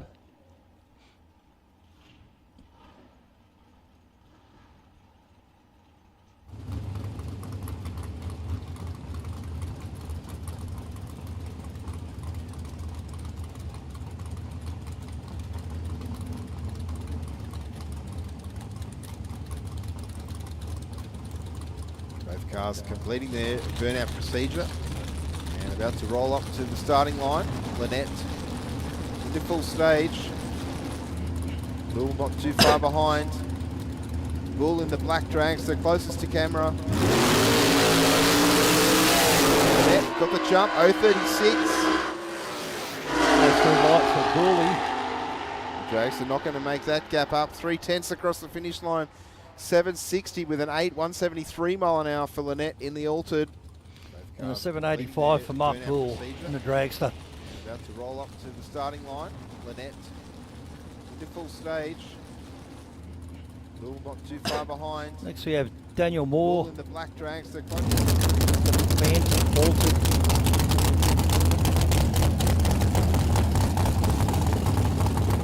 The airflow lane.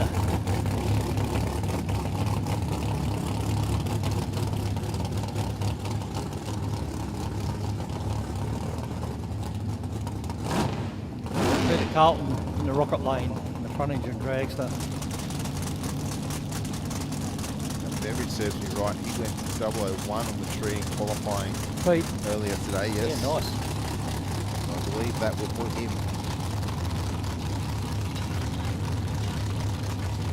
very much at the pointy end of qualifying for that category. Small block Chev in the Fed and big block Chev in the Ultra. 105 red for Daniel, having a crack. 107 for Pete. 793 across the finish line for Daniel Moore, and 907 for Peter Carlton. The car of Moore's has quite a big top end charge on 164 mile an hour for a high 7. For an NA car as well. Yeah, it's pretty impressive. Next we have Ali Stewart up from Queanbeyan, the Ford-powered rear-engine dragster. Young Jeff back in the car up. He's not wearing his propeller hat today. It's a little bit disappointing. Just wearing a You seen his propeller hat? Yes. Classic, eh?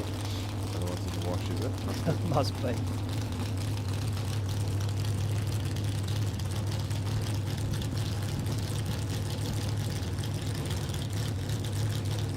Ali must have driven 100 different cars by now. Yes, he has steered quite a Had few some cars. steers of a few, Yeah. that's for sure.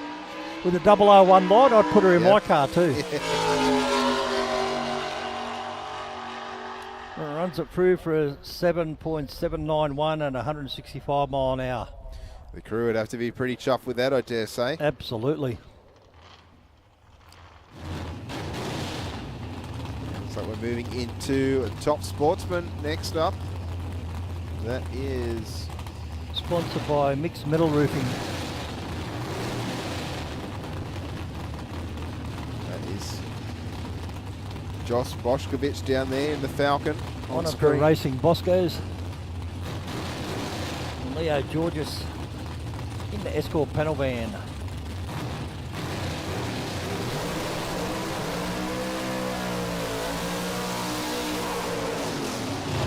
Josh is Ford powered and Leo's is small block set powered.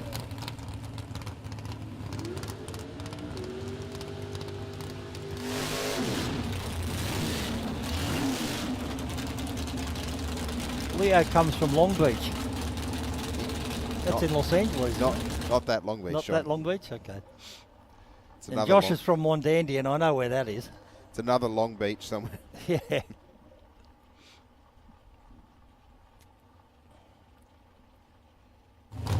We are sponsored by Queanbeyan Engine Services, which was Graham Silk. I don't know if Silky's still got it or not. Not sure. Not sure, Josh. Asset Arbor, Askinov Constructions, NV Design and Motor Oil Store. Good list of sponsors.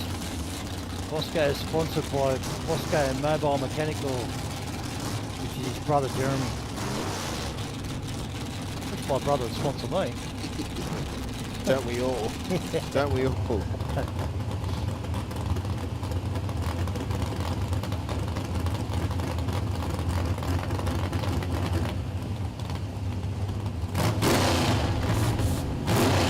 Nitrous on Rick's car.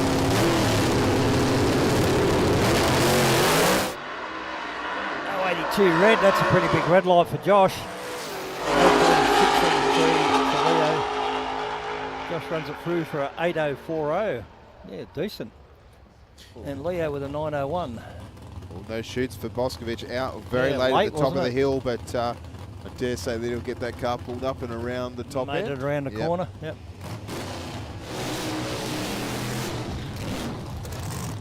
They fell out onto the ground at the top of the hill. So Yeah. Next we have Lisa Sargent in this Jerry Bickle Camaro with a 600 cube Dart motor. And Nathan Cooper with a little old Gemini with a blown injected small block Chev. Very different ways to approach your racing. yes, I do like this little Gemini. I saw you down on the start line with it earlier this morning. Is this a car you've had something? Yeah, I did a little bit of rear end work to it late last year. Just trying to get it to go straight.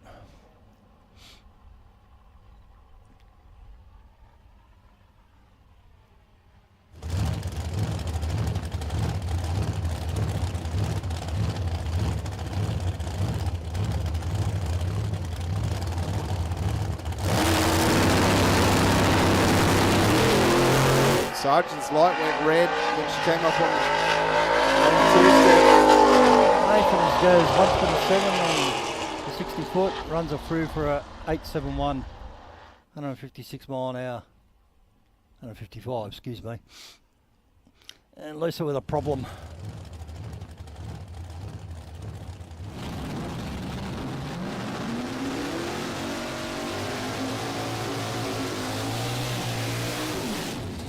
A bit of opposite lock going on board there for Brad Mackay's Holden Tirana down there in the Rocket Lane. Taking on Pete Hamilton's Perfection Automotive VH wagon.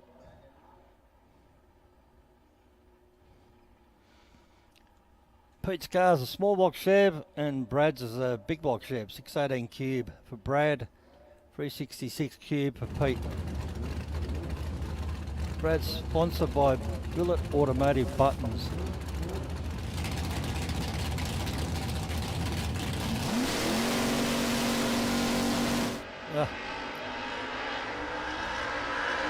Big red light, Peter Hamilton, 044 on the tree for Brad Mackay. Pete runs through for a 844 and Brad at 873.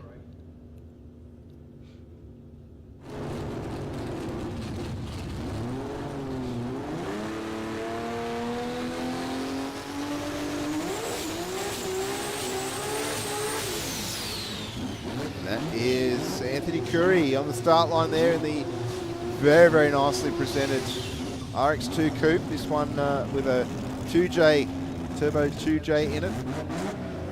And Nigel Hardis, the Commodore with an RB30.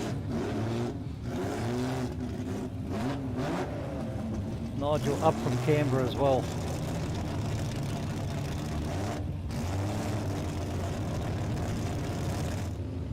Fantastic to see those races that have travelled to Sydney Dragway here for today's event. Yeah, we have plenty of races that travel for these rounds.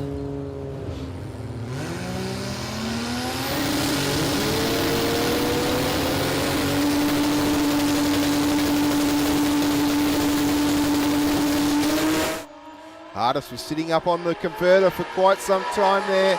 Curry with the horsepower though has driven on past him, John, and we'll run through the finish line first. 8:07 with a 5, 171 miles an hour. Got there by nearly 0.6 of a second across the finish line. A little bit of smoke out of Anthony's car there. Yeah, I think the little bit of overrun on the turbo, but it's done it every pass that it's run. And a good, strong 870, I think it was there for Hardis in the Commodore. Mitchell Samet in this beautiful 64 Corvette, big block Chev power, 632 cube. Mitch is from Narellan, and Owen James from Thormere with his small block Ford powered Cortina, 427 cubes. Well, Southern Holdens boys, Southwest. Mitch had a very messy launch before, so we'll see what she does this time. Yeah, the Corvette wasn't happy off the start line. Maybe the crew making some adjustments. Nice straight pass.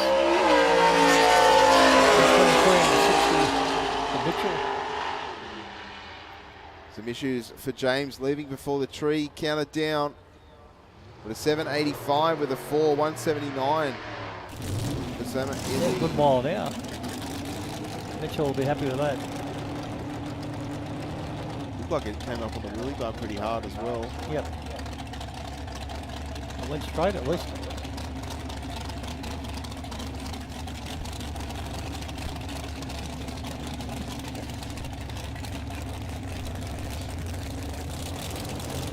All right, next up we have Brett O'Connor moving over to the Rocket Lane this summer round. Chev by Jenkins Performance Engines. Grumpy Jenkins, you reckon?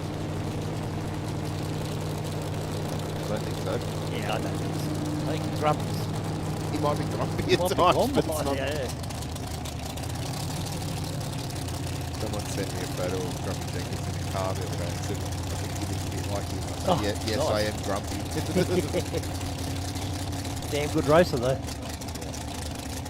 I've seen some footage of him pop up on Facebook running out in a t-shirt smoking a cigar. Like a different a 136 reaction time for Brett O'Connor there. Runs on through for 772 with a 4, 179 miles an hour. And I think that concludes our We're going to have a little bit of track prep now. Yep, that's the end of qualifying, John, ladies and gentlemen. Have a little bit of a break. And we can see the tractor waiting in readiness for the track prep. And of course, the next time we see those cars out on the racetrack, We boosted Outlaws up for their first round. Yep, of Chicago Shootout. We've got the first 4 categories are scheduled to run the Chicago Shootout, and then we're going to get into some elimination racing with the Power Plus Super Street bracket. So John and I will have a short break here from proceedings while the tractors do their thing on the racing service, and we'll be back with you very, very shortly here at Sydney Dragway for the first round of the New South Wales Track Championship Series.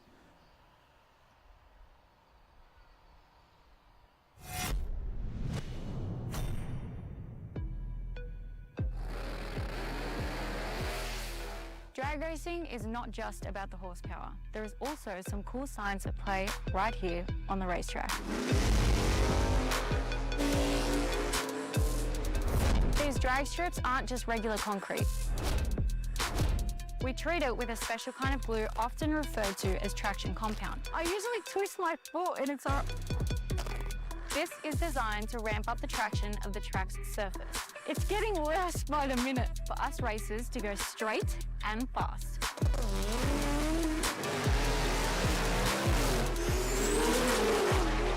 In drag racing, every millisecond counts.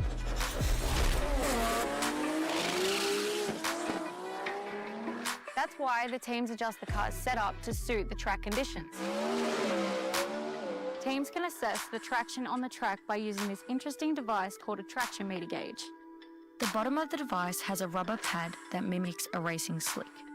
To measure the track's grip value, the user stands on the base, ensuring the rubber pad bonds with the racing surface. Turning the torque arm on the top of the device will rotate the rubber pad. When the bond breaks, the user will see a number on the dial. Teams can then use this number to help create baselines for grip within their respective setup.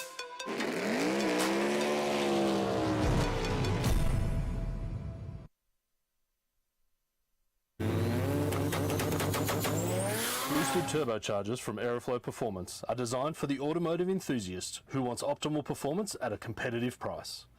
We have a range of turbochargers in both ceramic ball bearing and 360-degree journal bearing options to suit your power goals from 200 up to 3,000 horsepower.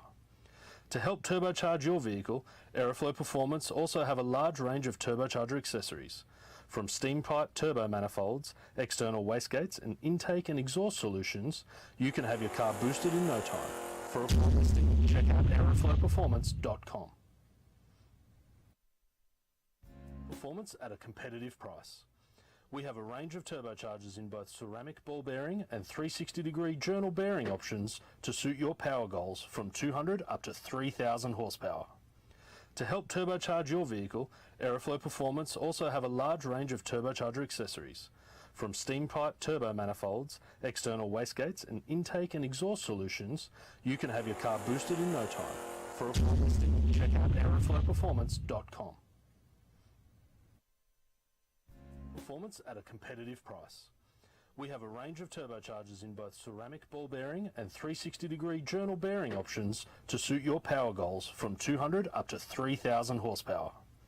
To help turbocharge your vehicle, Aeroflow Performance also have a large range of turbocharger accessories. From steam pipe turbo manifolds, external wastegates and intake and exhaust solutions, you can have your car boosted in no time. For a full listing, check out aeroflowperformance.com. Performance at a competitive price. We have a range of turbochargers in both ceramic ball bearing and 360-degree journal bearing options to suit your power goals from 200 up to 3,000 horsepower. To help turbocharge your vehicle, Aeroflow Performance also have a large range of turbocharger accessories. From steam pipe turbo manifolds, external wastegates and intake and exhaust solutions, you can have your car boosted in no time. For a full listing, check out aeroflowperformance.com. Performance at a competitive price. We have a range of turbochargers in both ceramic ball bearing and 360-degree journal bearing options to suit your power goals from 200 up to 3,000 horsepower.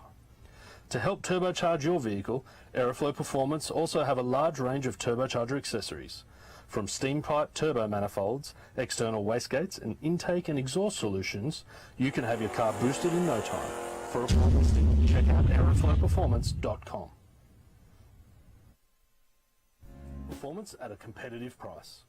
We have a range of turbochargers in both ceramic ball bearing and 360-degree journal bearing options to suit your power goals from 200 up to 3,000 horsepower. To help turbocharge your vehicle, Aeroflow Performance also have a large range of turbocharger accessories. From steam pipe turbo manifolds, external wastegates and intake and exhaust solutions, you can have your car boosted in no time. For a full listing, check out aeroflowperformance.com. Performance at a competitive price. We have a range of turbochargers in both ceramic ball bearing and 360-degree journal bearing options to suit your power goals from 200 up to 3,000 horsepower. To help turbocharge your vehicle, Aeroflow Performance also have a large range of turbocharger accessories. From steam pipe turbo manifolds, external wastegates and intake and exhaust solutions, you can have your car boosted in no time.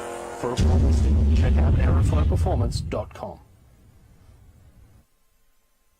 Performance at a competitive price. We have a range of turbochargers in both ceramic ball bearing and 360-degree journal bearing options to suit your power goals from 200 up to 3,000 horsepower. To help turbocharge your vehicle, Aeroflow Performance also have a large range of turbocharger accessories. From steam pipe turbo manifolds, external wastegates and intake and exhaust solutions, you can have your car boosted in no time. For a full listing, check out aeroflowperformance.com. Performance at a competitive price. We have a range of turbochargers in both ceramic ball bearing and 360-degree journal bearing options to suit your power goals from 200 up to 3,000.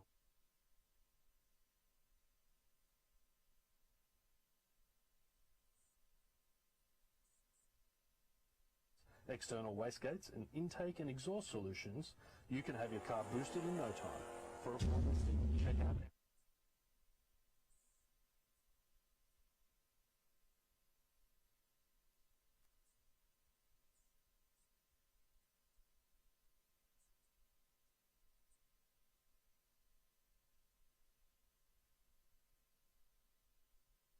and entertain thanks to the Western Weekender.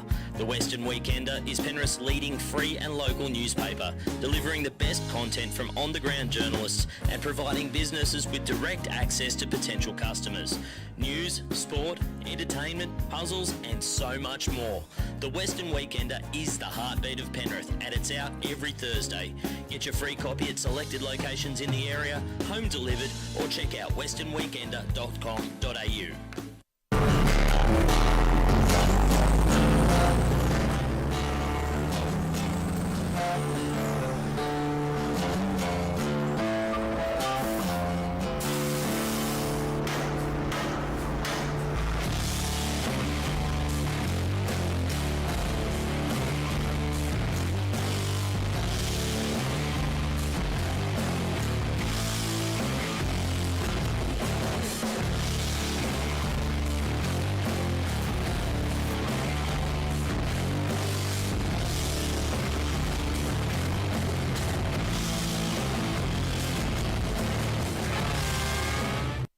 How would it be if we funded a pilot program for you to run that enabled you to bring some vision impaired kids onto the Saints Play program? Oh wow, that would mean the world.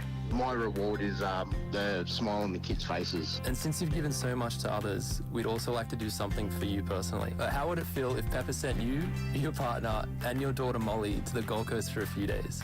Yeah, awesome. I don't know what to say. It amazes me. Thank you very much. BikeReview.com.au is Australia's leading website for performance and modified motorcycles. BikeReview.com.au is the only motorcycle-focused website to feature motorcycle drag racing on a regular basis. And in the words of editor Jeff Ware, our involvement with Sydney Dragway is our way of putting back into one of our favourite sports. BikeReview.com.au.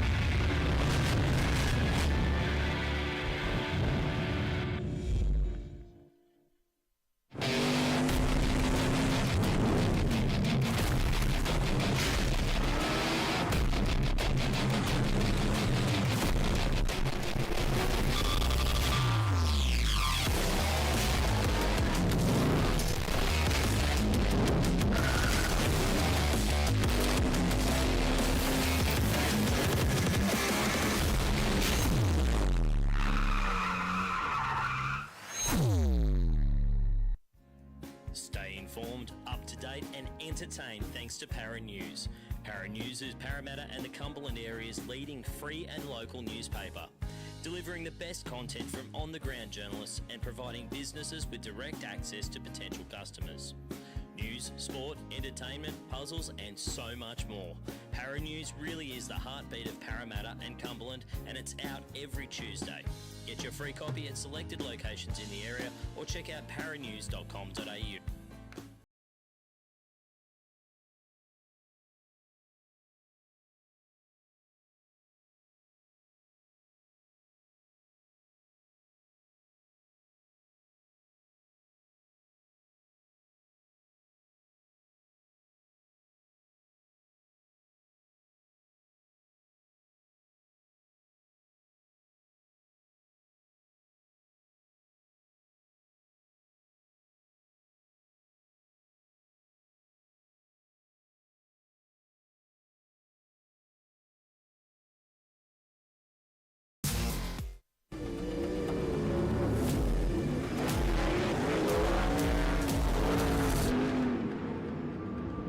I have this incredible drive to succeed. I've just got this ambition, I want to get on the podium. I think there's a lot of people that have an older mentality and don't think women belong in motorsport, and that's one thing I'd like to prove a lot of people wrong. It's you in the car and it's your ambition and your drive to win. As soon as that helmet goes on, that's it.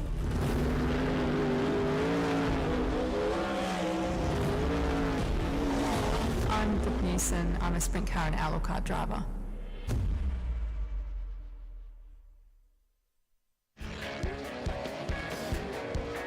I've chosen to use VP racing fuel since I was a teenager racing motocross, which was 21 years ago now. I just have a really personal trust with VP racing fuels. Running on the ragged edge of blowing up and not, a lot of it has to do with the race fuel, and that's what we rely on, VP racing fuels.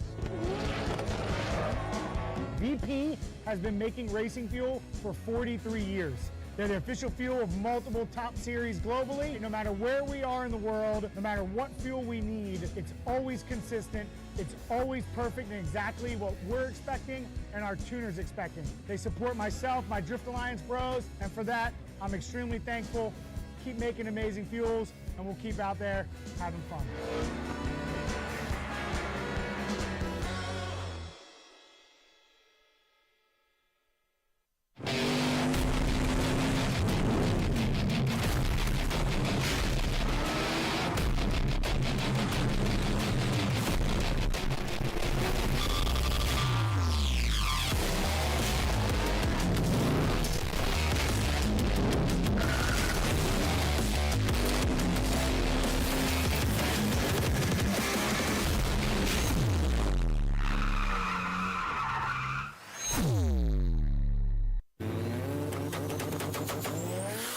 Turbochargers from Aeroflow Performance are designed for the automotive enthusiast who wants optimal performance at a competitive price.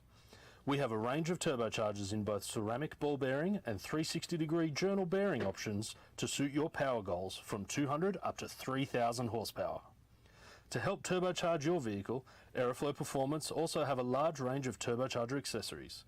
From steam pipe turbo manifolds, external wastegates and intake and exhaust solutions, you can have your car boosted in no time. For a full listing, check out aeroflowperformance.com.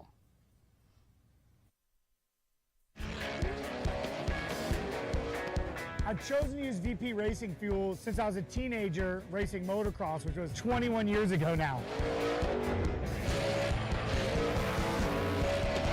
I just have a really personal trust with VP racing fuels. Running on the ragged edge of blowing up and not, a lot of it has to do with the race fuel, and that's what we rely on, VP racing fuels.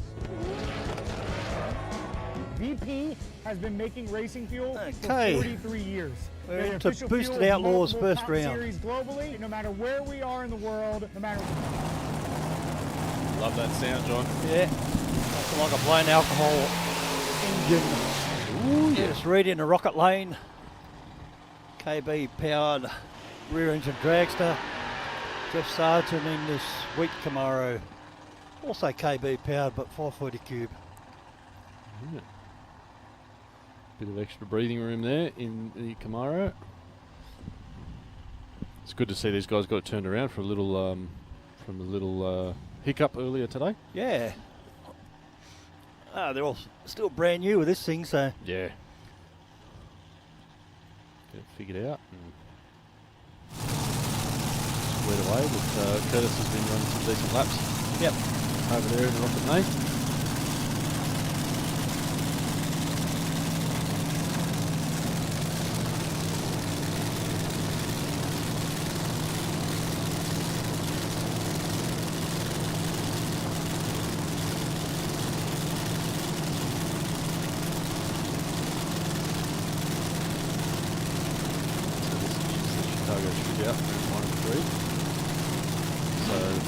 The pairing goes down, you will have a winner and a loser, so to speak. But the loser is not necessarily kicked out. Yeah, so it's that not will like go on the race thing.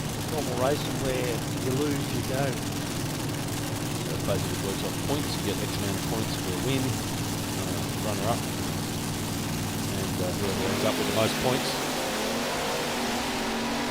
is the winner. 107.60 out of Jeff Sargent's car. And a one-run free, Curtis Reed. Curtis Reed takes the win with a 686 on a 662 dial. Nice reaction time from Curtis there as well. Yeah, 033. Nice package. Yep. Be happy with that. Look at the mile per hour difference at the 8th mile. Yeah. 148 to 163. So Curtis had a lift to it. The finish line went 176. Yeah. Didn't want to risk the breakout. Yeah. All right, into the next pairing, we've got Ray Fairfield. We've got a pair of Fords. Beautiful. Down here. Those small block Ford powered. That's it. One chemical and one mechanical. Yeah. So Ray's dialed at 7.10 and Anthony Poole of 7.73 in Rocket Lane, and they've just shut off. So there's a car stranded at the turnaround area. Looks like the dragster's pulled up early. He's still moving though, it'll get around the corner. We've got the quad down there by the looks of things. Yep. He's all around.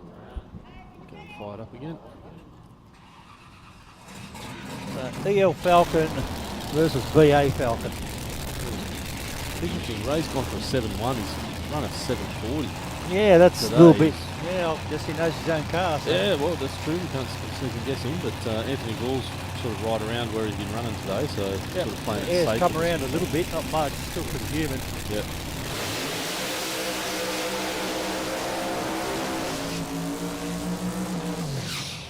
His car is so quiet. Yeah. Nitrous, nitrous package, isn't it? Yeah. Like, I mean, I know it's not a blown alcohol car, but it just seems you would almost guess that it's turbocharged. Yeah. When you listen to it compared to that supercharged car in the other car, in the other lane.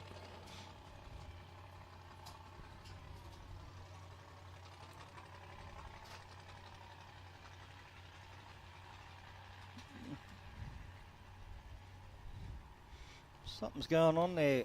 Back and Ray Fairfield's car right up. Yeah, two reds on the tree. Something's lights flashing. They found something on the track. Yeah, it sucks when you got these cars that fire up and then shut down, and fire up and then shut down. Nothing worse. Yeah.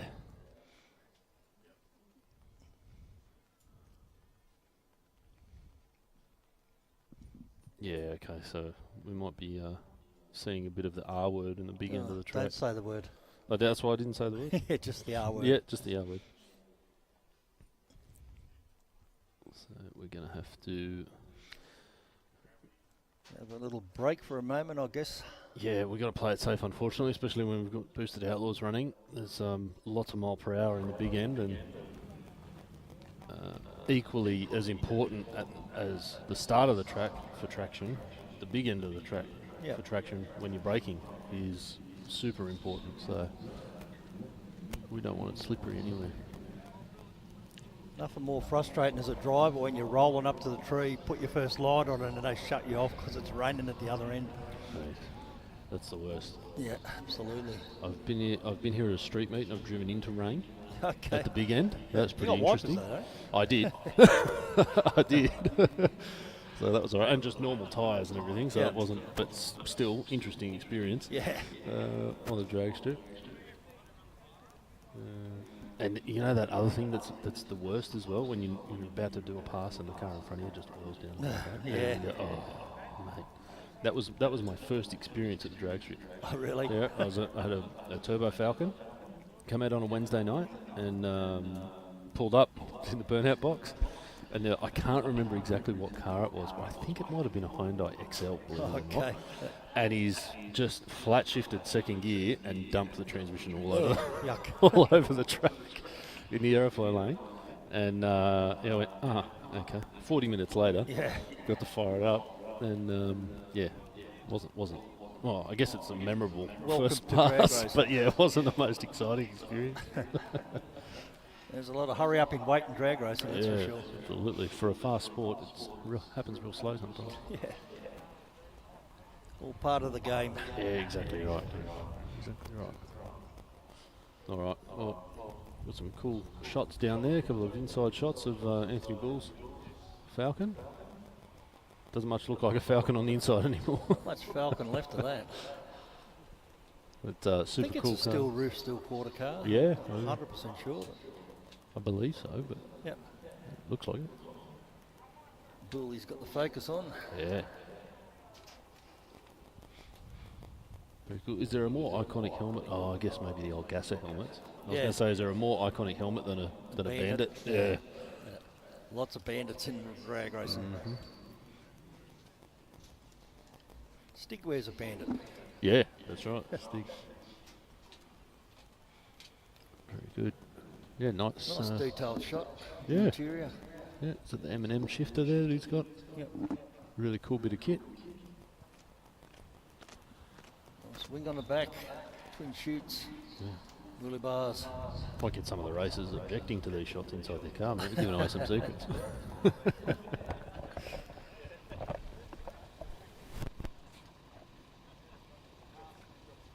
what's it doing out there? What's it doing?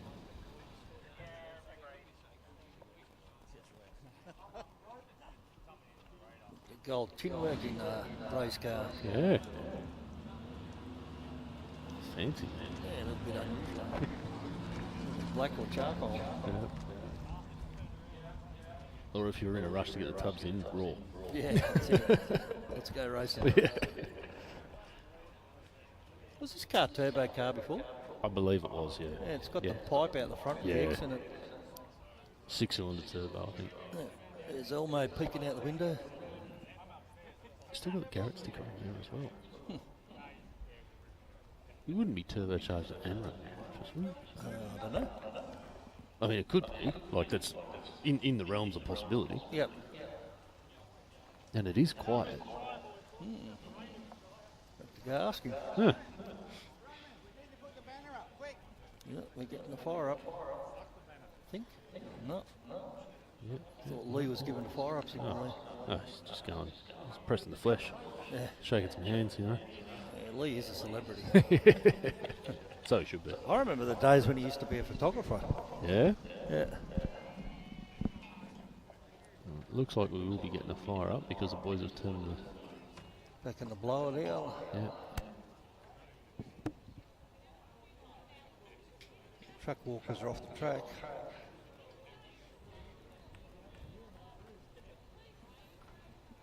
At least when it's been a hot day like today, the track dries out real quick from a little sprinkle at least. That's right. And everyone else gets to cool down a little bit too. Yeah. With any luck.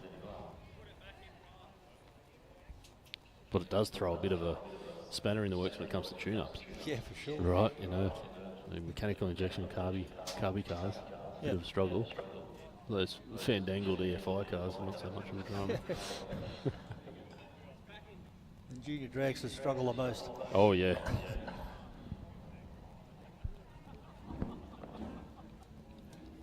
Pushing Anthony's car forward. No, they're pushing it back. Yeah.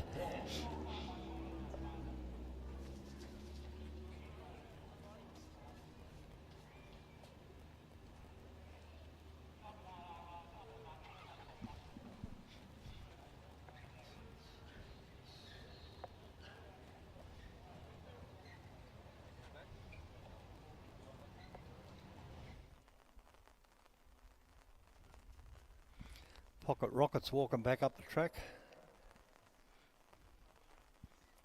Good on you, Stewie. Yeah, I've got a feeling we're going to have a little break here, ladies and gentlemen. So I think if we can, we may throw to some sponsor ads, and we'll okay. We're going to go for a bit of a wander, maybe see if we can have a chat to some people down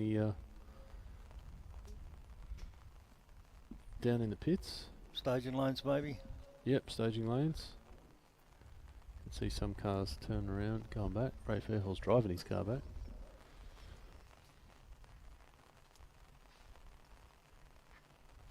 Yep, alright, bear with us guys. We'll keep an eye on the situation here, and we will either have a bit more interviews with some of the drivers down the staging lanes, or we'll throw some ads, but either way, we'll be here at Sydney Dragway.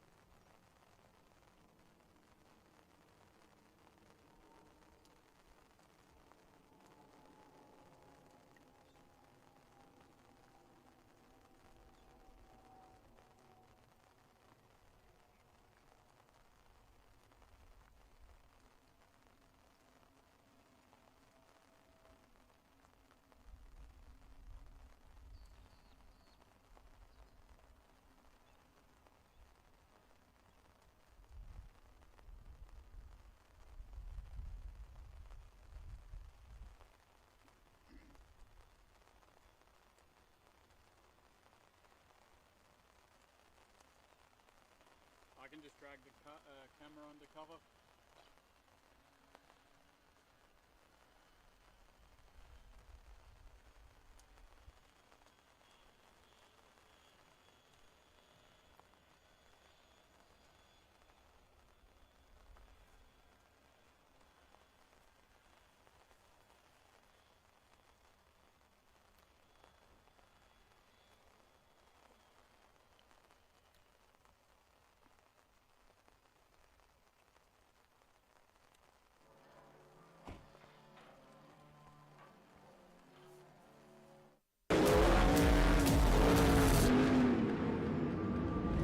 Have this incredible drive to succeed.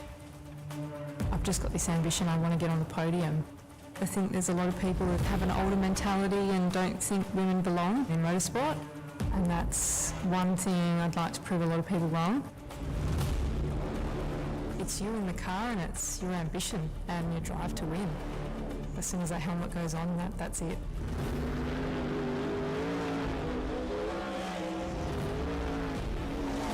I'm Brooke Newson. I'm a sprint car and outlaw car driver.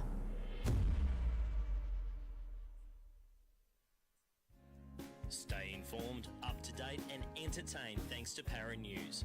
Para News is Parramatta and the Cumberland area's leading free and local newspaper, delivering the best content from on-the-ground journalists and providing businesses with direct access to potential customers. News, sport, entertainment, puzzles and so much more. Para News really is the heartbeat of Parramatta and Cumberland, and it's out every Tuesday. Get your free copy at selected locations in the area or check out paranews.com.au.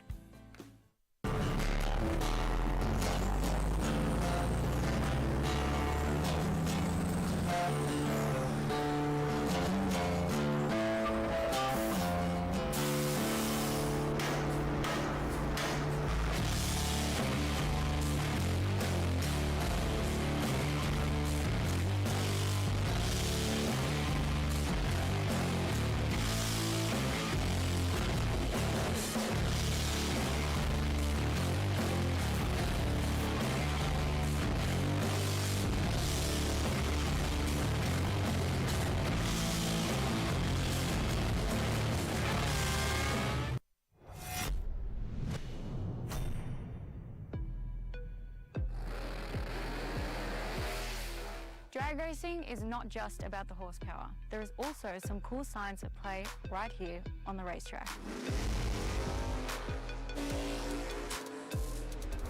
These drag strips aren't just regular concrete. We treat it with a special kind of glue often referred to as traction compound. I usually twist my foot and it's all... This is designed to ramp up the traction of the track's surface.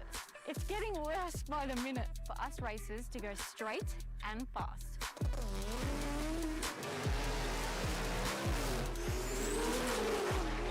In drag racing, every millisecond counts.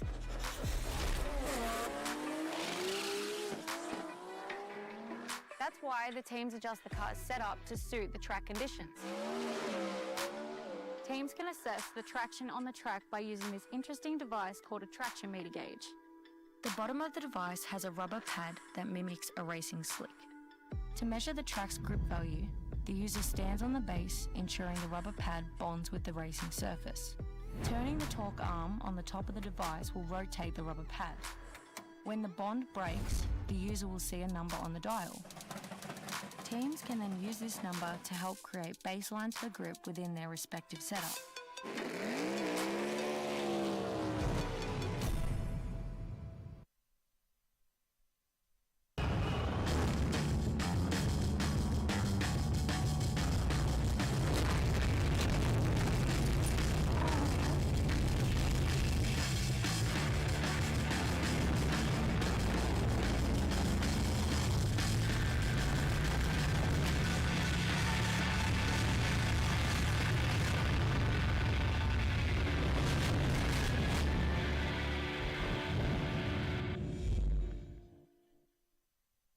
BikeReview.com.au is Australia's leading website for performance and modified motorcycles. BikeReview.com.au is the only motorcycle-focused website to feature motorcycle drag racing on a regular basis. And in the words of editor Jeff Ware, our involvement with Sydney Dragway is our way of putting back into one of our favourite sports. BikeReview.com.au.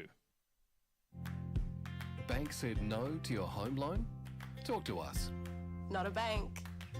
Talk to Australia's real-life non-bank for home loans, car loans, personal loans. Pepper Money, the home of loan options. How would it be if we funded a pilot program for you to run that enabled you to bring some vision-impaired kids onto the Saints Play program? Oh wow, that would mean the world. My reward is the smile on the kids' faces. And since you've given so much to others, we'd also like to do something for you personally. How would it feel if Pepper sent you, your partner, and your daughter Molly to the Gold Coast for a few days? Yeah, awesome. I don't know what to say. It amazes me. Thank you very much.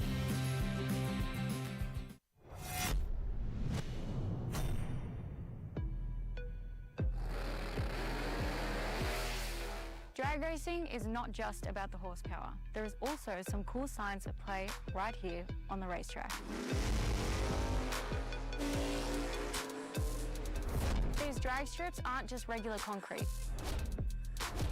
We treat it with a special kind of glue often referred to as traction compound. I usually twist my foot and it's all... This is designed to ramp up the traction of the track's surface. It's getting worse by the minute for us racers to go straight and fast.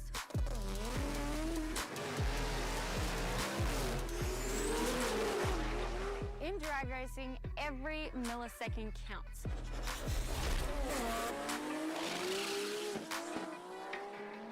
That's why the teams adjust the car's setup to suit the track conditions. Teams can assess the traction on the track by using this interesting device called a traction meter gauge. The bottom of the device has a rubber pad that mimics a racing slick. To measure the track's grip value, the user stands on the base, ensuring the rubber pad bonds with the racing surface. Turning the torque arm on the top of the device will rotate the rubber pad. When the bond breaks, the user will see a number on the dial. Teams can then use this number to help create baselines for grip within their respective setup.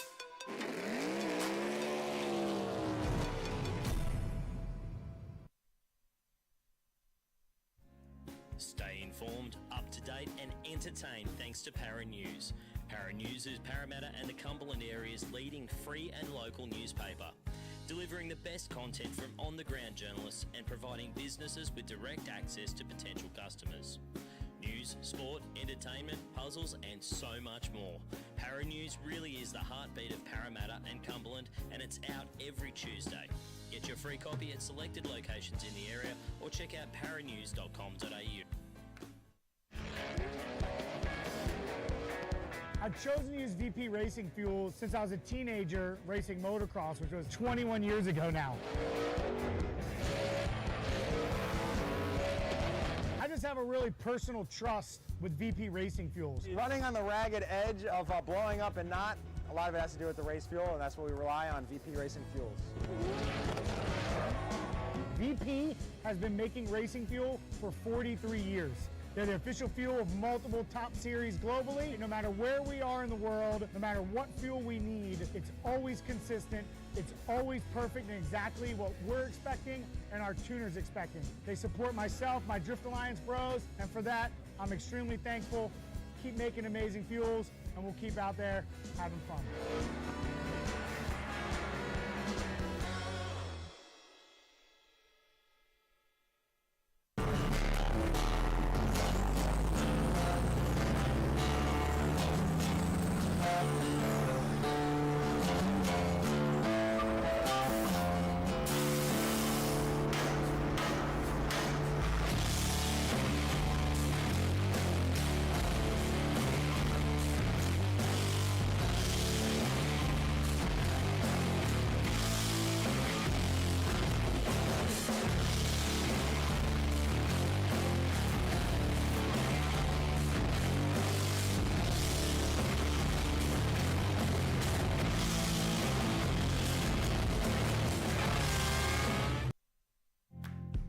Bank said no to your home loan? Talk to us. Not a bank. Talk to Australia's real-life non-bank for home loans, car loans, personal loans. Pepper Money, the home of loan options. Bankshift shifters from Aeroflow Performance are truly the modern shifter for the modern age. Featuring a full bespoke billet case, all shifters are designed for right-hand drive vehicles with an LED lit gear position indicator. Available in either ratchet or gated options, as well as OEM replacement shifters for popular Holden and Ford vehicles. A large range of Bankshift spares are available for each shifter that includes shifter cables, brackets, lever and gate kits, trans brake buttons and drop boxes for the ideal mounting solution. Shift into gear and check out a full listing at aeroflowperformance.com.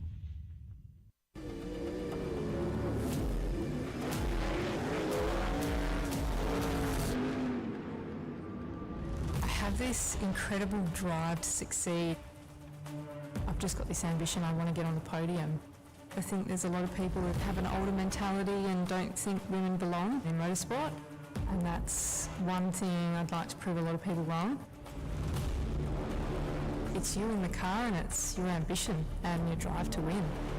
As soon as that helmet goes on, that's it.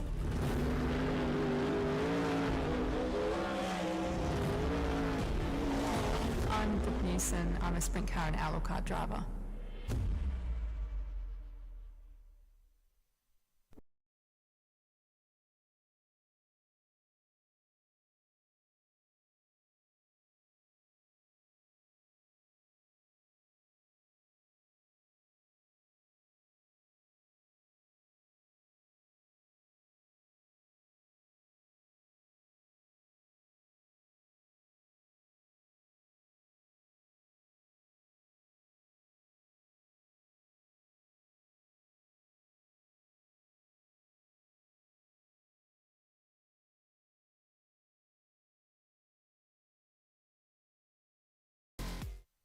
BikeReview.com.au is Australia's leading website for performance and modified motorcycles.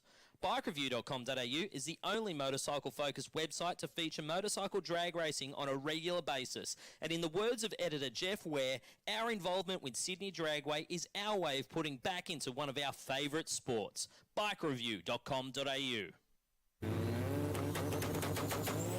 Boosted turbochargers from Aeroflow Performance are designed for the automotive enthusiast who wants optimal performance at a competitive price.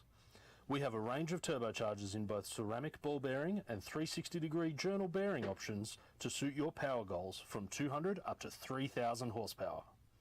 To help turbocharge your vehicle, Aeroflow Performance also have a large range of turbocharger accessories. From steam pipe turbo manifolds, external wastegates and intake and exhaust solutions, you can have your car boosted in no time. For a full listing, check out aeroflowperformance.com.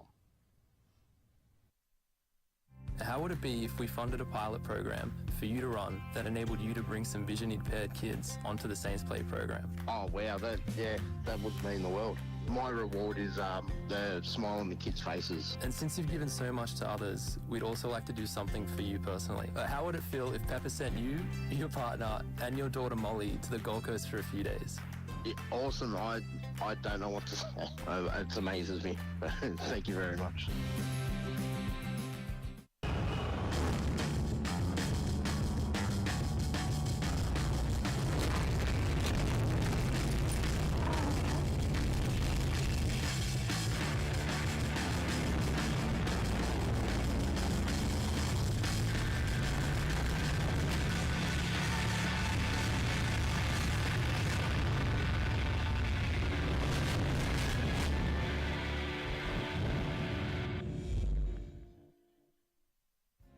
Stay informed, up to date and entertained thanks to the Western Weekender.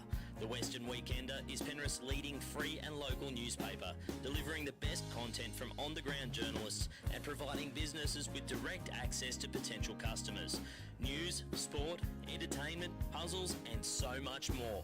The Western Weekender is the heartbeat of Penrith and it's out every Thursday. Get your free copy at selected locations in the area, home delivered, or check out westernweekender.com.au.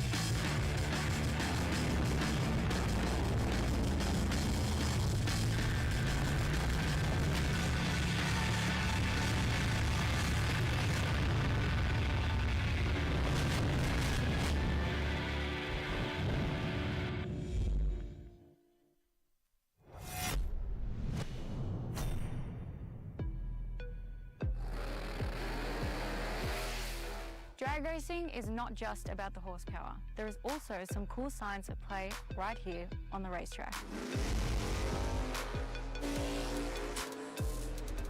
These drag strips aren't just regular concrete. We treat it with a special kind of glue often referred to as traction compound. I usually twist my foot and it's all... This is designed to ramp up the traction of the track's surface. It's getting worse by the minute for us racers to go straight and fast.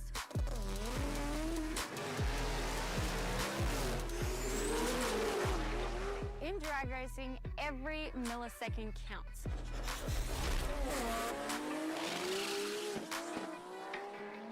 That's why the teams adjust the car's setup to suit the track conditions. Teams can assess the traction on the track by using this interesting device called a traction meter gauge.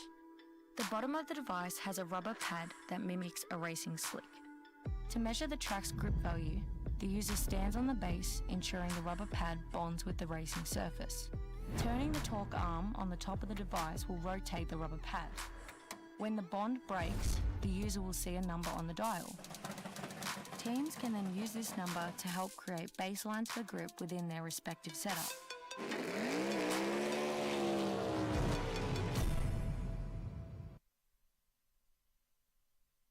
BikeReview.com.au is Australia's leading website for performance and modified motorcycles. BikeReview.com.au is the only motorcycle-focused website to feature motorcycle drag racing on a regular basis. And in the words of editor Jeff Ware, our involvement with Sydney Dragway is our way of putting back into one of our favourite sports. BikeReview.com.au. Bank said no to your home loan? Talk to us. Not a bank. Talk to Australia's real-life non-bank for home loans, car loans, personal loans. Pepper Money, the home of loan options. Stay informed, up to date and entertained thanks to the Western Weekender. The Western Weekender is Penrith's leading free and local newspaper, delivering the best content from on-the-ground journalists and providing businesses with direct access to potential customers. News, sport, entertainment, puzzles and so much more. The Western Weekender is the heartbeat of Penrith and it's out every Thursday. Get your free copy at selected locations in the area, home delivered, or check out westernweekender.com.au. Bang Shift shifters from Aeroflow Performance are truly the modern shifter for the modern age. Featuring a full bespoke billet case, all shifters are designed for right-hand drive vehicles with an LED lit gear position indicator. Available in either ratchet or gated options, as well as OEM replacement shifters for popular Holden and Ford vehicles. A large range of Bang Shift spares are available for each shifter that includes shifter cables, brackets, lever and gate kits, transbrake buttons and drop boxes for the ideal mounting solution. Shift into gear and check out a full listing at aeroflowperformance.com.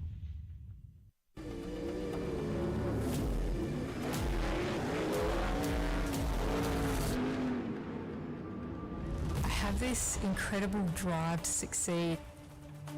I've just got this ambition, I want to get on the podium. I think there's a lot of people that have an older mentality and don't think women belong in motorsport. And that's one thing I'd like to prove a lot of people wrong. It's you in the car and it's your ambition and your drive to win. As soon as that helmet goes on, that's it.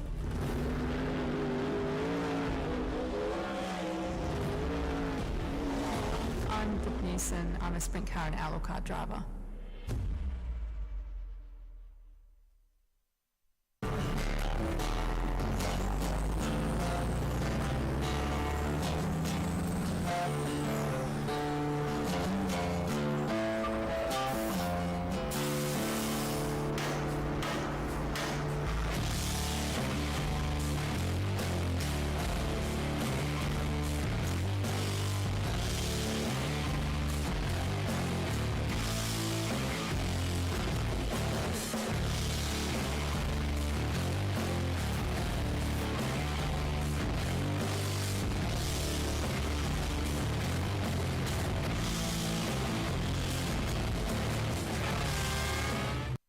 How would it be if we funded a pilot program for you to run that enabled you to bring some vision-impaired kids onto the Saints Play program? Oh wow, that would mean the world.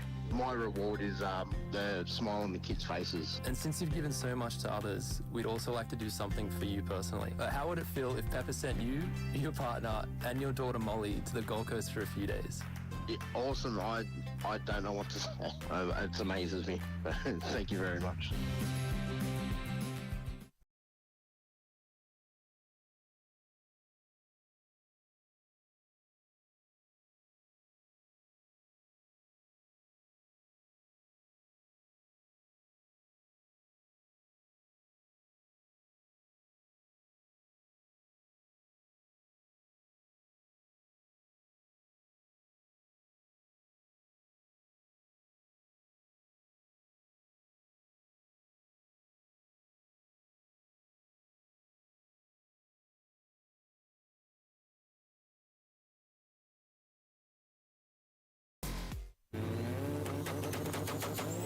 Boosted turbochargers from Aeroflow Performance are designed for the automotive enthusiast who wants optimal performance at a competitive price.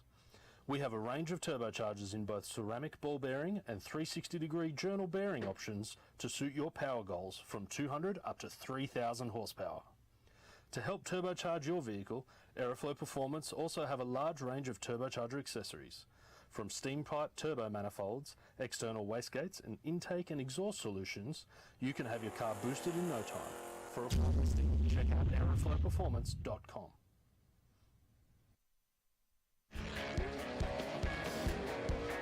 I've chosen to use VP racing fuel since I was a teenager racing motocross, which was 21 years ago now. I just have a really personal trust with VP racing fuels. Running on the ragged edge of blowing up and not, a lot of it has to do with the race fuel, and that's what we rely on, VP racing fuels. VP has been making racing fuel for 43 years. They're the official fuel of multiple top series globally. No matter where we are in the world, no matter what fuel we need, it's always consistent. It's always perfect and exactly what we're expecting and our tuners expecting. They support myself, my Drift Alliance bros, and for that, I'm extremely thankful. Keep making amazing fuels, and we'll keep out there having fun.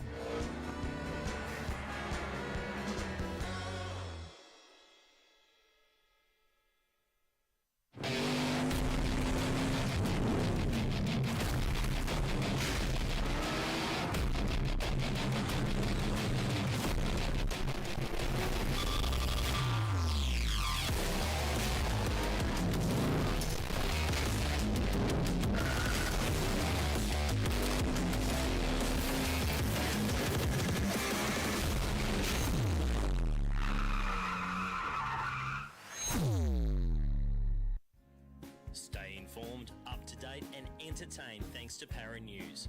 Para News is Parramatta and the Cumberland area's leading free and local newspaper, delivering the best content from on-the-ground journalists and providing businesses with direct access to potential customers. News, sport, entertainment, puzzles and so much more. Para News really is the heartbeat of Parramatta and Cumberland, and it's out every Tuesday. Get your free copy at selected locations in the area or check out paranews.com.au. I've chosen to use VP racing fuel since I was a teenager racing motocross, which was 21 years ago now. I just have a really personal trust with VP racing fuels. Running on the ragged edge of blowing up and not, a lot of it has to do with the race fuel, and that's what we rely on, VP racing fuels. VP has been making racing fuel for 43 years.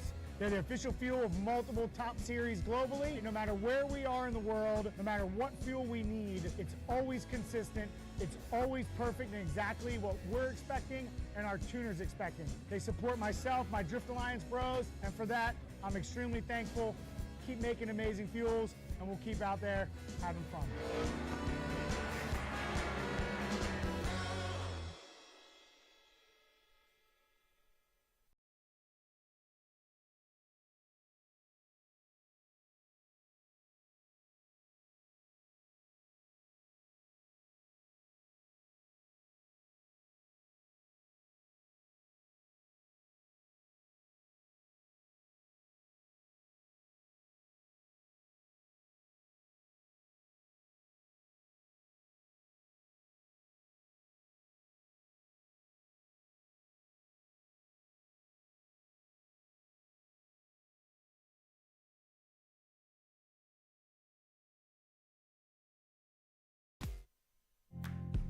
Bank said no to your home loan?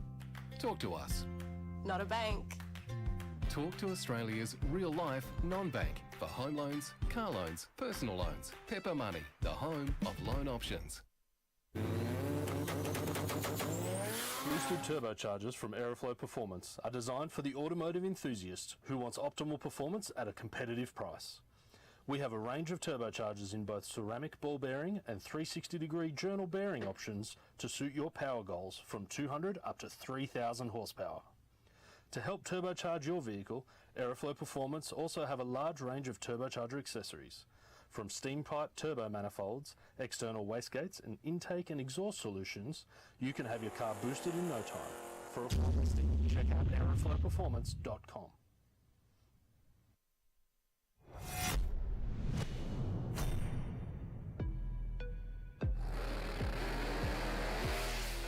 Drag racing is not just about the horsepower. There is also some cool science at play right here on the racetrack. These drag strips aren't just regular concrete.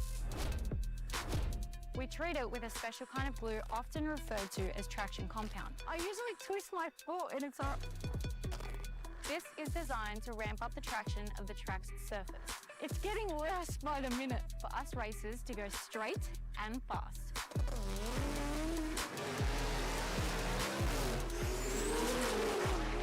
In drag racing, every millisecond counts.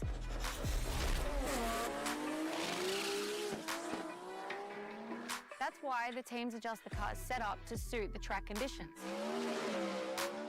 Teams can assess the traction on the track by using this interesting device called a traction meter gauge. The bottom of the device has a rubber pad that mimics a racing slick. To measure the track's grip value, the user stands on the base, ensuring the rubber pad bonds with the racing surface. Turning the torque arm on the top of the device will rotate the rubber pad. When the bond breaks, the user will see a number on the dial. Teams can then use this number to help create baselines for grip within their respective setup.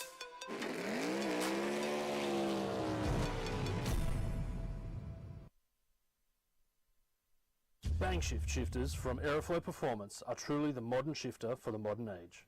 Featuring a full bespoke billet case, all shifters are designed for right-hand drive vehicles with an LED lit gear position indicator.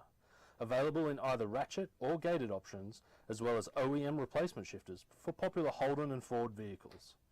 A large range of Bang shift spares are available for each shifter that includes shifter cables, brackets, lever and gate kits, trans brake buttons and drop boxes for the ideal mounting solution. Shift into gear and check out a full listing at aeroflowperformance.com.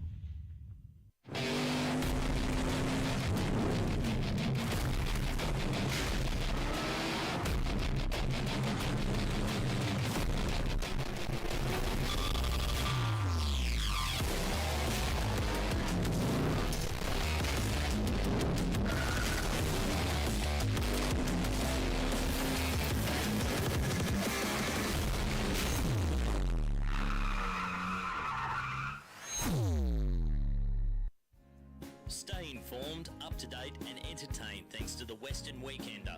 The Western Weekender is Penrith's leading free and local newspaper, delivering the best content from on-the-ground journalists and providing businesses with direct access to potential customers. News, sport, entertainment, puzzles and so much more. The Western Weekender is the heartbeat of Penrith and it's out every Thursday. Get your free copy at selected locations in the area, home delivered, or check out westernweekender.com.au. BikeReview.com.au is Australia's leading website for performance and modified motorcycles. BikeReview.com.au is the only motorcycle-focused website to feature motorcycle drag racing on a regular basis. And in the words of editor Jeff Ware, our involvement with Sydney Dragway is our way of putting back into one of our favourite sports. BikeReview.com.au.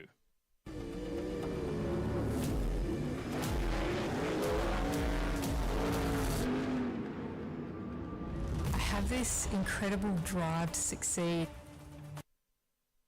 Consistent with two of them, and the last one ran a bit off because the weather changed, but I was happy with where I qualified and qualified second. Fantastic. It's always good to be able to qualify at the top of the ladder, isn't it? Yeah, it's good to get you can get like seated and I don't know. Well, it's a good thing about junior dragster because it doesn't matter what bracket, bracket or class you're in, it's tough. You go race to the index and you can have a C junior that can qualify at the top instead of a double A or an A. It's all changes every meeting. Chelsea, over to you. And same question, how were you with your qualifiers? Hit and miss. My reactions weren't the best. Managed to pull it around third qualifier, and cars running consistently as it could with the conditions we had, so yeah. That's fantastic. And I'll tell you what, do you know where you are in the field in your qualifying order? I believe I'm 12, which, to be fair, I'm not mad at. I race against some amazing racers who always bring it every single meeting, so yeah. Well, we know how good you guys are. You run a very professional outfit here as well.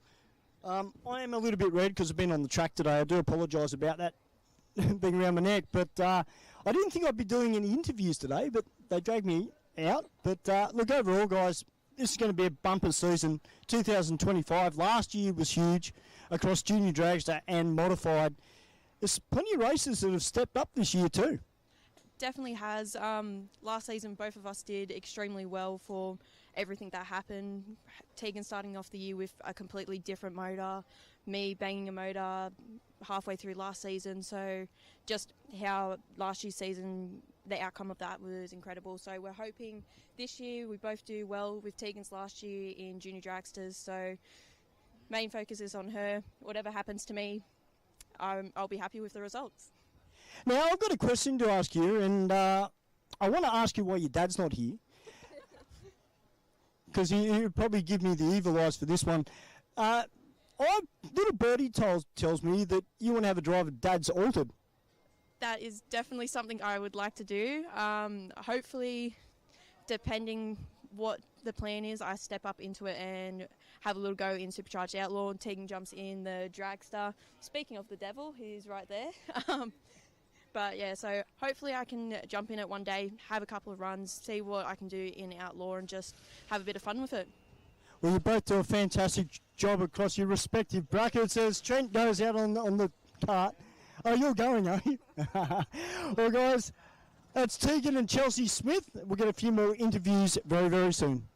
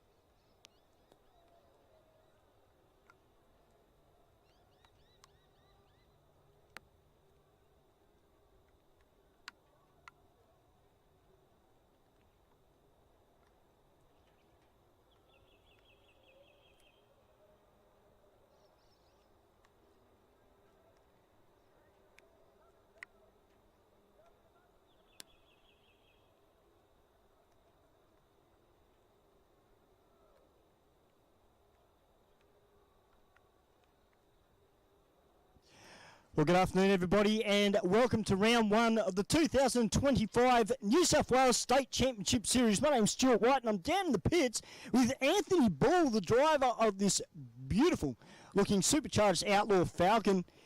First of all, mate, you've got one of the best-looking cars here this weekend. Thank you. This car's been around for a couple of seasons. Yes, it has, yes. It's getting more consistent, it's getting quicker. Yeah. How much work have you done to it in the off-season? Oh, not too much. Just had the engine out, rebuilt it, Got all back together, just waiting on my spare engine to come back. So this is my little spare. Sorry, this is my spare. I'm waiting on my good engine to come back so I can go back into the sixes with the thing. So yeah, but I've been having fun just going consistently. Won a couple of rounds last year, and then and was hoping to do it again today, but the rain sort of held us out, didn't it?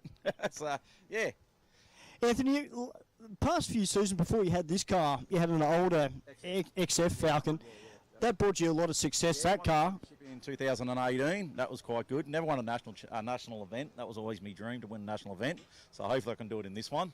But yeah, that was good fun, that car, but it just sort of, the chassis wasn't doing what it was meant to do in the end, being a mild steel car. So I sold that and bought this one, and yeah, pretty happy with this car.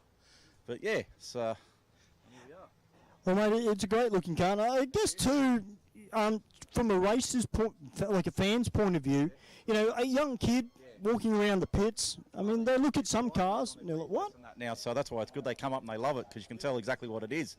It's not it's a full-blown race car, but it still looks exactly like a street car, just with a motor hanging out the bonnet. That's all. So, mate, what's the goal for the year with the car? Pretty much try and run every round, run the nitros. Just get the good motor in it, keep this one as a spare. So the other one can keep racing all season. So yeah, well, the old man pays the bills for us and the racing, and yeah, with the fuel and everything. Pays all the tolls, the food, does all that stuff for us. Doesn't know how to turn spanners, but he does all that stuff for us. So it's really good to help out. It's not cheap to go racing these days, is it? No, it's certainly not, particularly not at this level. No, you got to be willing to chuck the money at them. So yeah, but yeah, that's my plan, to keep running every round this year, be consistent with it, and yeah, win rounds, and try and get a few more trophies on the board. Now I've got a question for you. What do you see Boosted Outlaws progressing to? Oh, I don't know. It's hard. There's not many sedans left, but it's good maybe they bring in some of the nitrous guys or turboed and stuff like that. Got to get the numbers back out there, because the last few seasons has been very grim. There's been hardly any cars coming out, and this year we had 12, 14 today, I think. So that's good for the class. So yeah, hopefully we can keep that going all season. Because I understand it is not cheap to run these cars. No, it's not. Well, Anthony, thank you very much for your time, mate. It's been an absolute pleasure. Anthony Bull, the driver of the Shire Automotive Ford Falcon Supercharged Outlaw.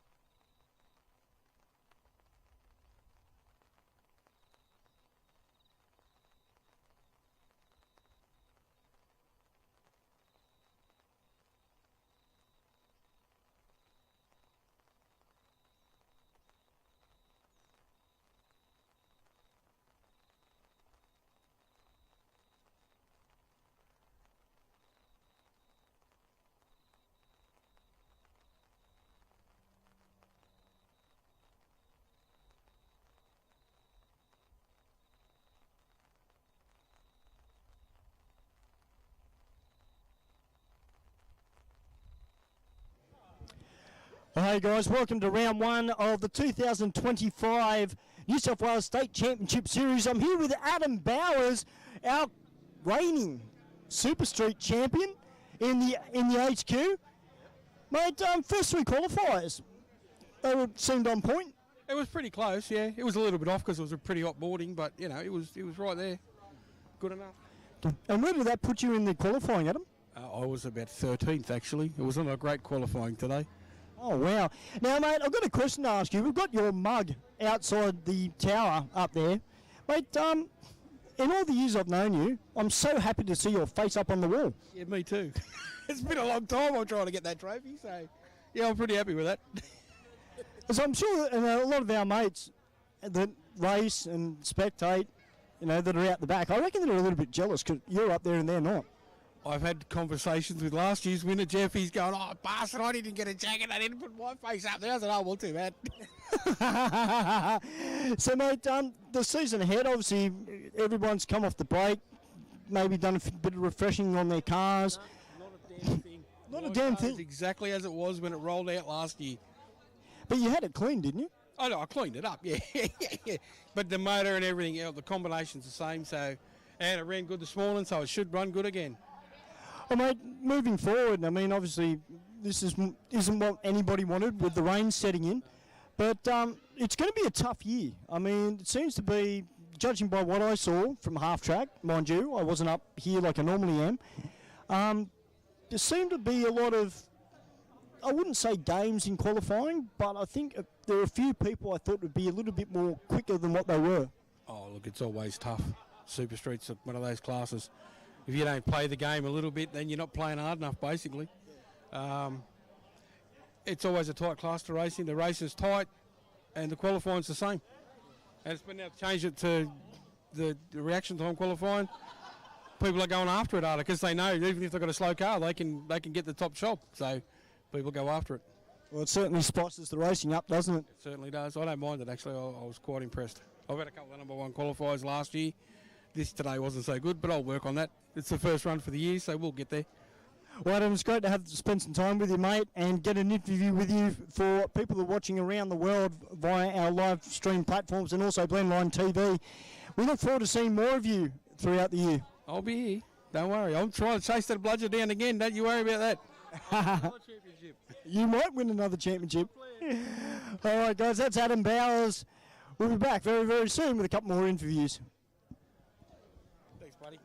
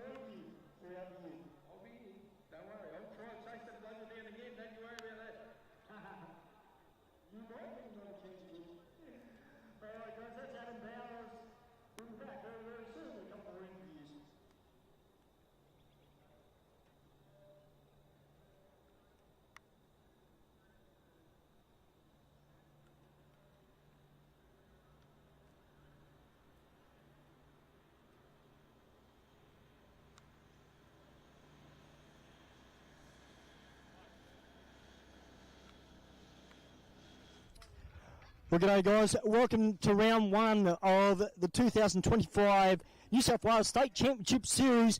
Standing next to me is a gentleman who is here at just about every meeting that we run here at Sydney Dragway. His name is Ross, probably our number one spectator, but you just love drag racing, Ross. Yes, Stewie, I've always enjoyed drag racing, and unfortunately it's a very expensive hobby. It's a great hobby, and I've always wanted to get into it, but I might get that opportunity one day. But I'm 66 now, and I've been following this since I was 10-year-old, because I remember going out to Castlereagh in the late 70s. When that finished up, they had a track down at Canberra, used to go to Oran Park over the other side here, And I've always enjoyed it, and I like talking to a lot of the drivers. It's just a friendly atmosphere with the officials and this type of thing. I really enjoy coming here. I'm a bit of a jokey sort of guy. I think the pressure, but as I said, I wish I was me every time. I wish I was, going to be all the time. But I appreciate what they do. It's a sport. It's I was appreciate what you do. Brilliant, and your comedy, I love your co-workers. Well, so much a team effort at Dragway. Now, one thing I wanted to ask you.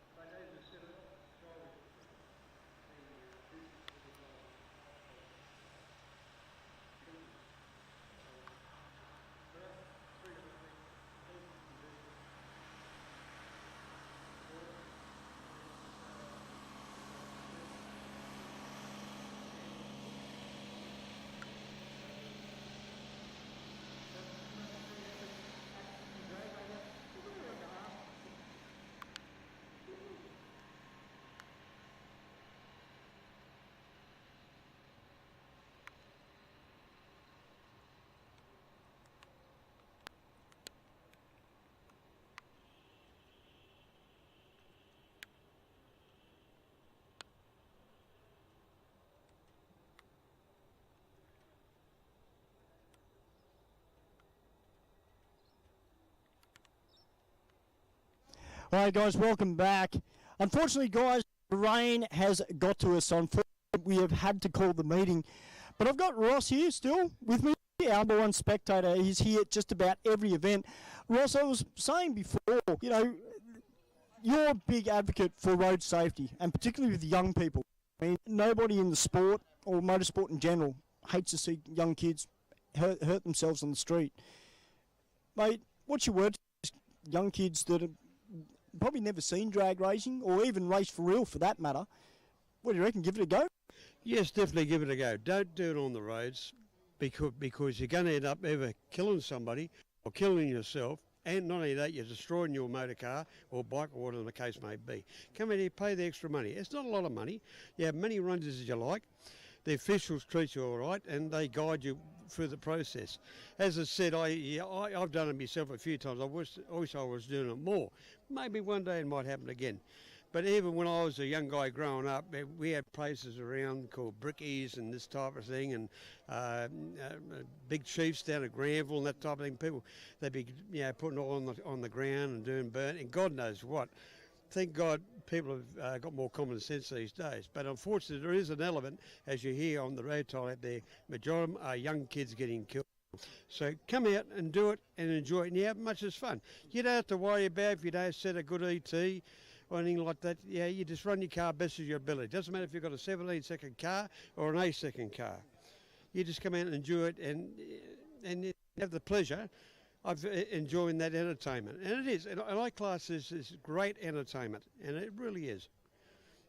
Well, Ross, thank you very much for your time. We do look forward to seeing you to more events. Now, I did say behind me was Craig Warren, the driver of the Sydney Scrap Steel Tirana. Hey, Stu, how are you, mate? Very well, mate. Happy New Year. Yeah, it's good to see you. Yeah, good to see you, mate.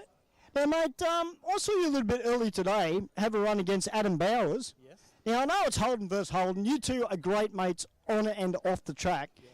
But I know when the helmet goes on, you mean business. Mate, you want Tirana to beat that HQ, don't you? Oh, we sure do, mate. That's what it's all about. You know, beat the number one this year. We've got to get the better of him, but great mates, mate. Good rivalry. Well, mate, you've had that Tirana for a number of years, and it still does the numbers, still runs consistent. For those people that are watching via the live stream and platforms, how much maintenance goes into a car like yours? Well, it's not a high amped up car, so I mean, just adjust the valves every now and then, oil changes regular, and that's basically it, really. It's pretty low key. Super Street's not that sort of, we're not running that quick, but it's a big engine in a small car. It's a 400 small block, so it's very consistent. Now, speaking about Super Street, for those people that haven't been down to the back end of the pits where all the Super Street and Street Fighter guys are, you notice there's a street sign called Top Fuel Street. How did that come about? It was between me and Adam and Danny Stademeyer. We just started up our own little club, just a group of people, but now it's grown to probably 20 races, you know. Just a good environment, have barbecues, have social times together. We love our racing. It's intense, but we love socialising and having a good time, because the amount of times we're sitting here just, you know, chewing the bone and having a good time is more than the race. But once we're on the track, it's all on, you know. It certainly is. Well, Craig, thank you very much for your time, mate, and we look forward to seeing more of you as the season progresses. No worries. Thank you, mate. Thank you, Stewie. See you later, guys.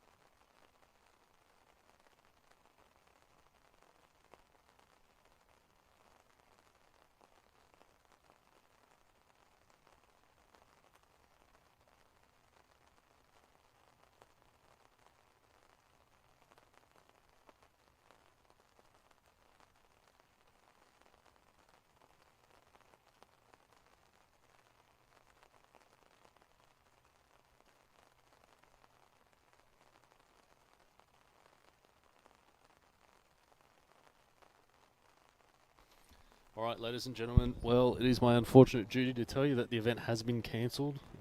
We've obviously got a lot of perspiration out there on the track, which is not very conducive to drag racing, so unfortunately we will call it at this point. Big apologies to all of the racers, the competitors and fans that have driven and given their time to us today for no result, unfortunately. But there's not much we can do about what's coming out of the sky. So thank you very much for everyone for being here. Bushy and I will see you on the next round. Yes, definitely. Of course, that keep your eyes on the Track's website for the dates being released in March, and of course all the upcoming events. Of course, I will be here with Adam and Stu on Wednesday night for the weekly Aeroflow Race for Real Wednesday night. I'm looking forward to having your company either at the venue or on one of the streaming